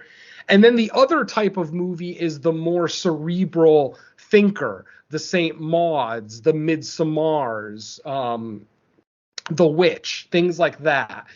This year, for the first time, I feel like a movie mixed both of those flawlessly. We get gore and brutal attacks. We don't get anything to the level of The Sadness by any stretch of the imagination. But the kills that we get are so abrupt and so brutal that it leaves you feeling, almost dirty by the time it's over. But then they combine the cerebral aspect of it, the fact that this is a spectacular story. This movie doesn't live and die by its kills the way something like The Sadness or VFW does. This one also has a stellar story, great acting, great performances, but then still gives me those guilty pleasure kills that I can't get enough of. And like I said, that one scene with the mother and son that I described, that scene is going to live rent-free in my head for the rest of my fucking life, because it was just something I was not prepared for, and it genuinely affected me. So, yeah, When Evil Lurks, bravo. I'm giving you a standing ovation as I speak. Amazing film, 10 out of 10. Nothing even comes close to it in the horror genre. That's it for me. I don't have much else to add, but I'm totally on board, and I second everything he said. Yeah, I don't have a ton to add because you said a lot of the stuff I probably would have said. The one thing I'll add, and I think I made this point briefly on Fresh Cuts, but just to expound upon it, this movie, its initial release, at least in the theaters here, it released the same week as Exorcist Believer, and I saw them both the same day. And I don't want to like beat up on Exorcist Believer too much, even though I did think it was pretty terrible. But the point is not that Exorcist Believer was bad. It was there's a stark contrast. Even if Exorcist Believer would have been a good movie and we all would have like been like, yeah, it's fine, the main difference is there's probably nothing in Exorcist Believer that could have been surprising, shocking, new, a twist, because that's the type of movie where you go and you're hoping for something good, but 99% chance you're gonna know the movie beat for beat before you even watch it, because that's the type of movie it felt like from opening scene on. Even when I saw the trailer, I was like, yeah, they're just doing another Exorcist movie. Hopefully it's good. Unfortunately, it wasn't. Then you throw on When Evil Lurks, or you go to the theater and see it, and it's also referred to as like a possession movie for the most part. And just the fact that like there's world building here, there's new lore, there's all sorts of things you aren't expecting, there's turns in the story. It felt like from scene to scene, from setting to setting, you didn't know what was coming next. And not only was it good, because plenty of movies can be good that you've seen everything in it before, but to me this felt like more than just a good movie. It felt like a awesome new experience seeing it in the theater, because I didn't know what was going to happen. I didn't know where we were going to end up at the end of the movie, despite all like the shocking stuff and the gore and how the main two brothers were kind of like screw ups in life. You're used to so many movies that like, but in the end, here comes our redemption. And this movie pulled that rug out from under you by the end of it. And I just think it's like, there's something to be said when not only is a movie really good, but it also feels like a new experience seeing it. It feels like I haven't seen this kind of movie before, and I thought this movie did a great job doing it. I couldn't like there's no other movie, at least in recent history, that I can like put this like 100% in the category of. There's elements, of course. There's some tropes. There's some things in it that, of course, you've seen in other movies. But as a whole, as like the world that this takes place in is just great. Like these guys are pretty much on their own, right? There's no infrastructure set up to help them. They find a lady throughout it that has some knowledge that does somewhat help them, but even that gets turned on its head eventually. I love the fact that like the movie sets up like background and lore about like what's going on, but everybody believes it in the movie to a varying degree. Like some people treat it as like, oh, it's just like the old tales that our grandparents and their grandparents would tell to scare us and keep us in line. Where there's others with like they think they have some type of personal experience with it. So what happens is when the shit hits the fan, there is no infrastructure really set up to like help them with any of it. It's all pretty much we're trying to figure out as we go. Well, this guy says this is the way to do it. Okay, that didn't work. Well, this person thinks that they know this, and it just throughout the movie like the expectations that they might succeed at this, and it's just failure after failure, and it just keeps hitting, and by the end of it, it's just, man, it's a gut punch, and it's fantastic. Like I can't say like in a year that I thought was like okay, I'm glad that at least the heights that this movie was able to hit, it stands up to like most other years, I think, as a number one movie. So yeah, not much else to say. Like I said, Venom, his beautiful praise rant. I wouldn't even call it a rant because it was all praise, but I echo all of that along with what I've had to say about it, along with what Don had to say about super worthy number one. That's probably why it ended up number one on all of our lists. That's the first time, right? We've all agreed. Yeah, because Mike was the dumbass that put Sadness at number 2. Oh, right. Yeah, well, what can I say? But I don't even know what else. I think that might have been it. But yeah, just incredible. When Evil Lurks, and funny enough, this is the one movie where like I did rewatch it, but I didn't even feel like I had to. I just wanted to, because from the moment I saw it, it was instantly number one at that point. And I was like, okay. I was like, I'm not gonna say nothing can knock it off because we still have some months to go, but other than, like I said, other than seeing Godzilla -1 in the theater, nothing even like approached the ability to try to knock this off of number one. Yeah, absolutely, definitely.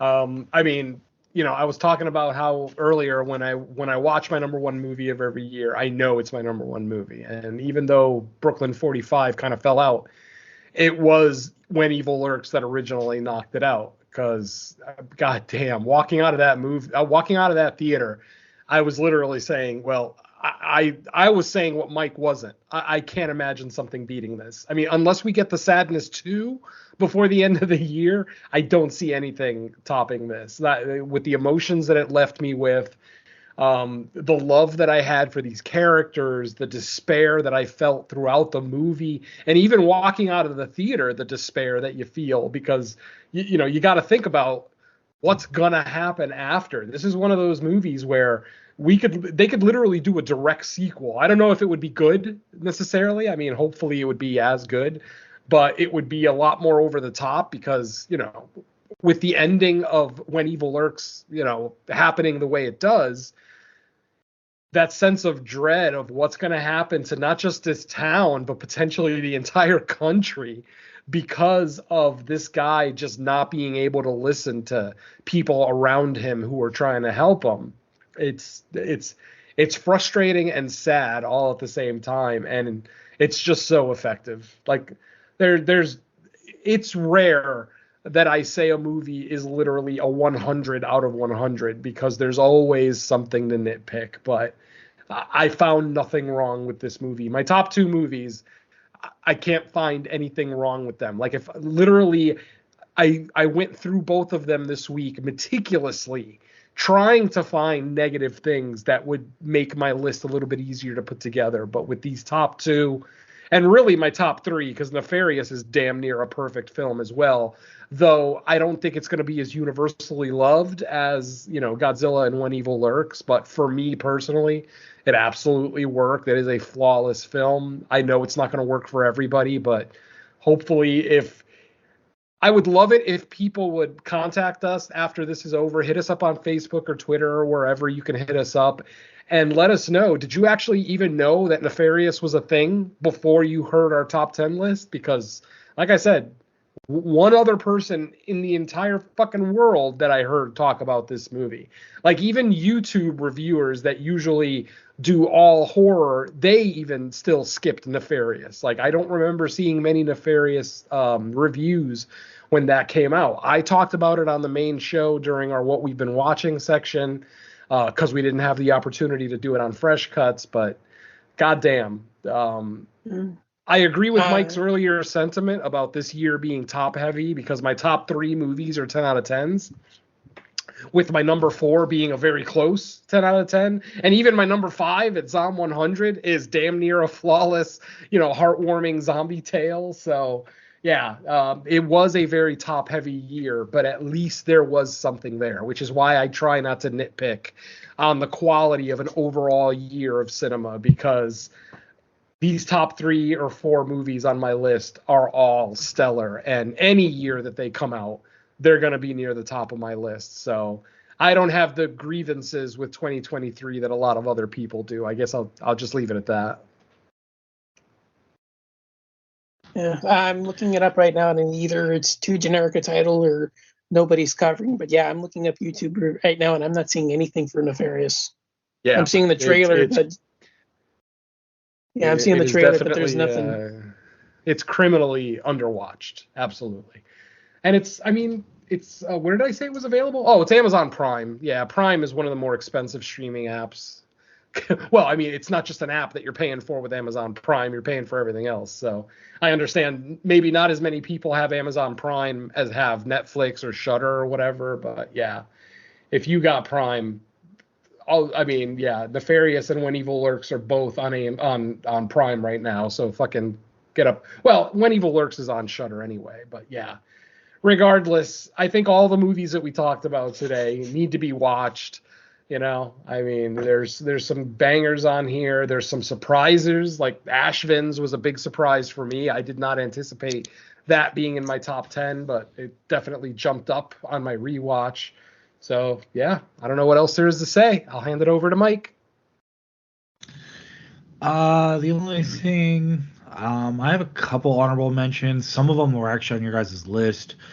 Sarah Bone Woman, Thanksgiving, Cocaine Bear. I actually had on a second watch, Suitable Flesh actually kind of went up for me.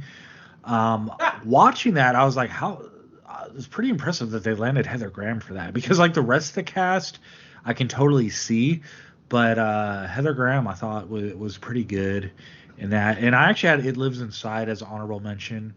Yes, that was another one for me. Yeah, It Lives Inside was another one for me. The only honorable mention I have that hasn't already been discussed, I've got Scream 6 and Talk to Me as honorable mentions, but the only one that hasn't been discussed is another movie like Nefarious that I heard no one talking about, yet I saw it in a theater, and that's Hunter Killer. And again, it's not 2 words, Hunter Killer. It's 4 words, hunt her, kill her. Because there was a new movie this year that came out that was called Hunter Killer, 2 words. So it's not that Shudder one then? No, it is absolutely not. It is. Okay. I talked about it. Again, I talked about it on the main show after I saw it. It's about a woman who starts a job at a warehouse. She works the overnight shift, and she's alone. It's her first night on the job, and she's alone in this giant warehouse. And the warehouse is attacked by a group of men, and I'm just going to leave it alone. I'm going to leave it at that. It's a great slasher that literally got no love this year. I put this movie up on the same pedestal that I put, You're Next from 2011. I fucking love You're Next. And that might be why I love this movie so much. But yeah, folks, it's a very low budget, obviously no one's talked about it. Like even with Nefarious, at least I could say I heard Dave Z talking about it. No one has talked about this movie. And I feel that that's a little criminal because this was one of the more fun slashers of the year. So if you can find it, I don't know if it's available anywhere, if it's streaming. I've never seen it drop on any streaming apps. So I would imagine it should be up there on VOD somewhere. But yeah, if you can find it, I recommend it. Hunt Her, Kill Her. Check it out. Otherwise, yeah, everything that we've talked about is really, really, really good. All the honorable mentions. That's the only one that I really wanted to point out because all my other honorable mentions have already been discussed. But yeah, I always feel higher on a year after we do our top 10 list because it reminds me of all the great stuff that we got in 2023. I can't call 2023 a weak year in horror when it gave us When Evil Lurks, Godzilla -1, Nefarious, Brooklyn 45, Zom 100. Are you kidding me? I'm not going to call that year a weak year in horror. If you think it's a weak year in horror, I don't know. Maybe you don't watch as much horror as we do. Maybe you only watch theatrical horror, which if that's the case, admittedly, yeah, this maybe wasn't the greatest year for theatrical horror, though we still did get a lot of great surprises in the theaters like Saw and Evil Dead and, Thanksgiving especially. But I like I said at the beginning of the show, I hate to be a naysayer and say that a year is weak. I'm not going to call this year weak. As I look at my top 10, every fucking movie on here is great, including my honorable mentions. So yeah, it is not a weak year in horror. You're just not doing your due diligence. Sorry if I offended anyone. All right. Well, I think we're closing in on almost 3 hours, which it's a big cut of freshness. But now all these movies are no longer fresh, I guess, by our standards. So it's time to close the chapter officially on 2023. We'll probably have our first official 2024 episode coming soon. Night Swim was the theatrical release. Let's just say we probably. That's not saying anything. Yeah, okay. We won't say anything about it yet. But so we got that, and then I think this Friday coming up, Shudder is releasing Destroy All Neighbors. So we got our first couple 2024s already set. But with that, thanks everyone. It's been another year. And technically, I mean, this is being recorded in 2024, so it's the start of another year. Usually top 10 shows are fun for people to listen to. I'm looking forward to listening to a whole lot more. Like I said at the beginning of this one, I've only listened to a couple that have been put out there, and looking forward to more because I am very curious because I feel like, especially obviously in the greater extended horror community, but especially with the people we kind of know and we do a lot of collaborating with, I have a feeling like I know what a lot of people's top 2 or 3 are going to be. But I think it's the type of year where once you get to 6 through 10 and then the people that do more than 10, I feel like that's where I'm very curious to see where movies land for everyone. Because Venom, to your point, I don't necessarily think it was a bad year in horror. I just think it's one of those years where a lot of movies are kind of going to be sandwiched together with as far as how high or low or middle they're rated. So I'm just looking forward to see where people have movies on their list or what'll surprise me on the list, what'll surprise me that's not on the list. So I'm looking forward to all the shows that'll be getting released in the next couple of weeks. Definitely.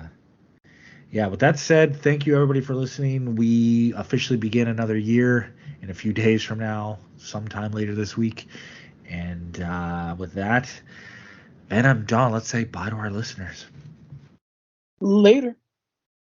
Adios, my friends. Enjoy the giant lizards and possessed gross people and World War II survivors and everything else that 2023 had to offer. I hope you enjoyed it. I hope you enjoyed Fresh Cuts in 2023. And definitely looking forward to another solid year of movies. Hopefully a little bit of an upswing, but otherwise, I'm sure we'll find those hidden gems like we do every year. So thanks for joining us, and I guess see you in 2024, even though it already is. But see you later in 2024. There you go. Peace.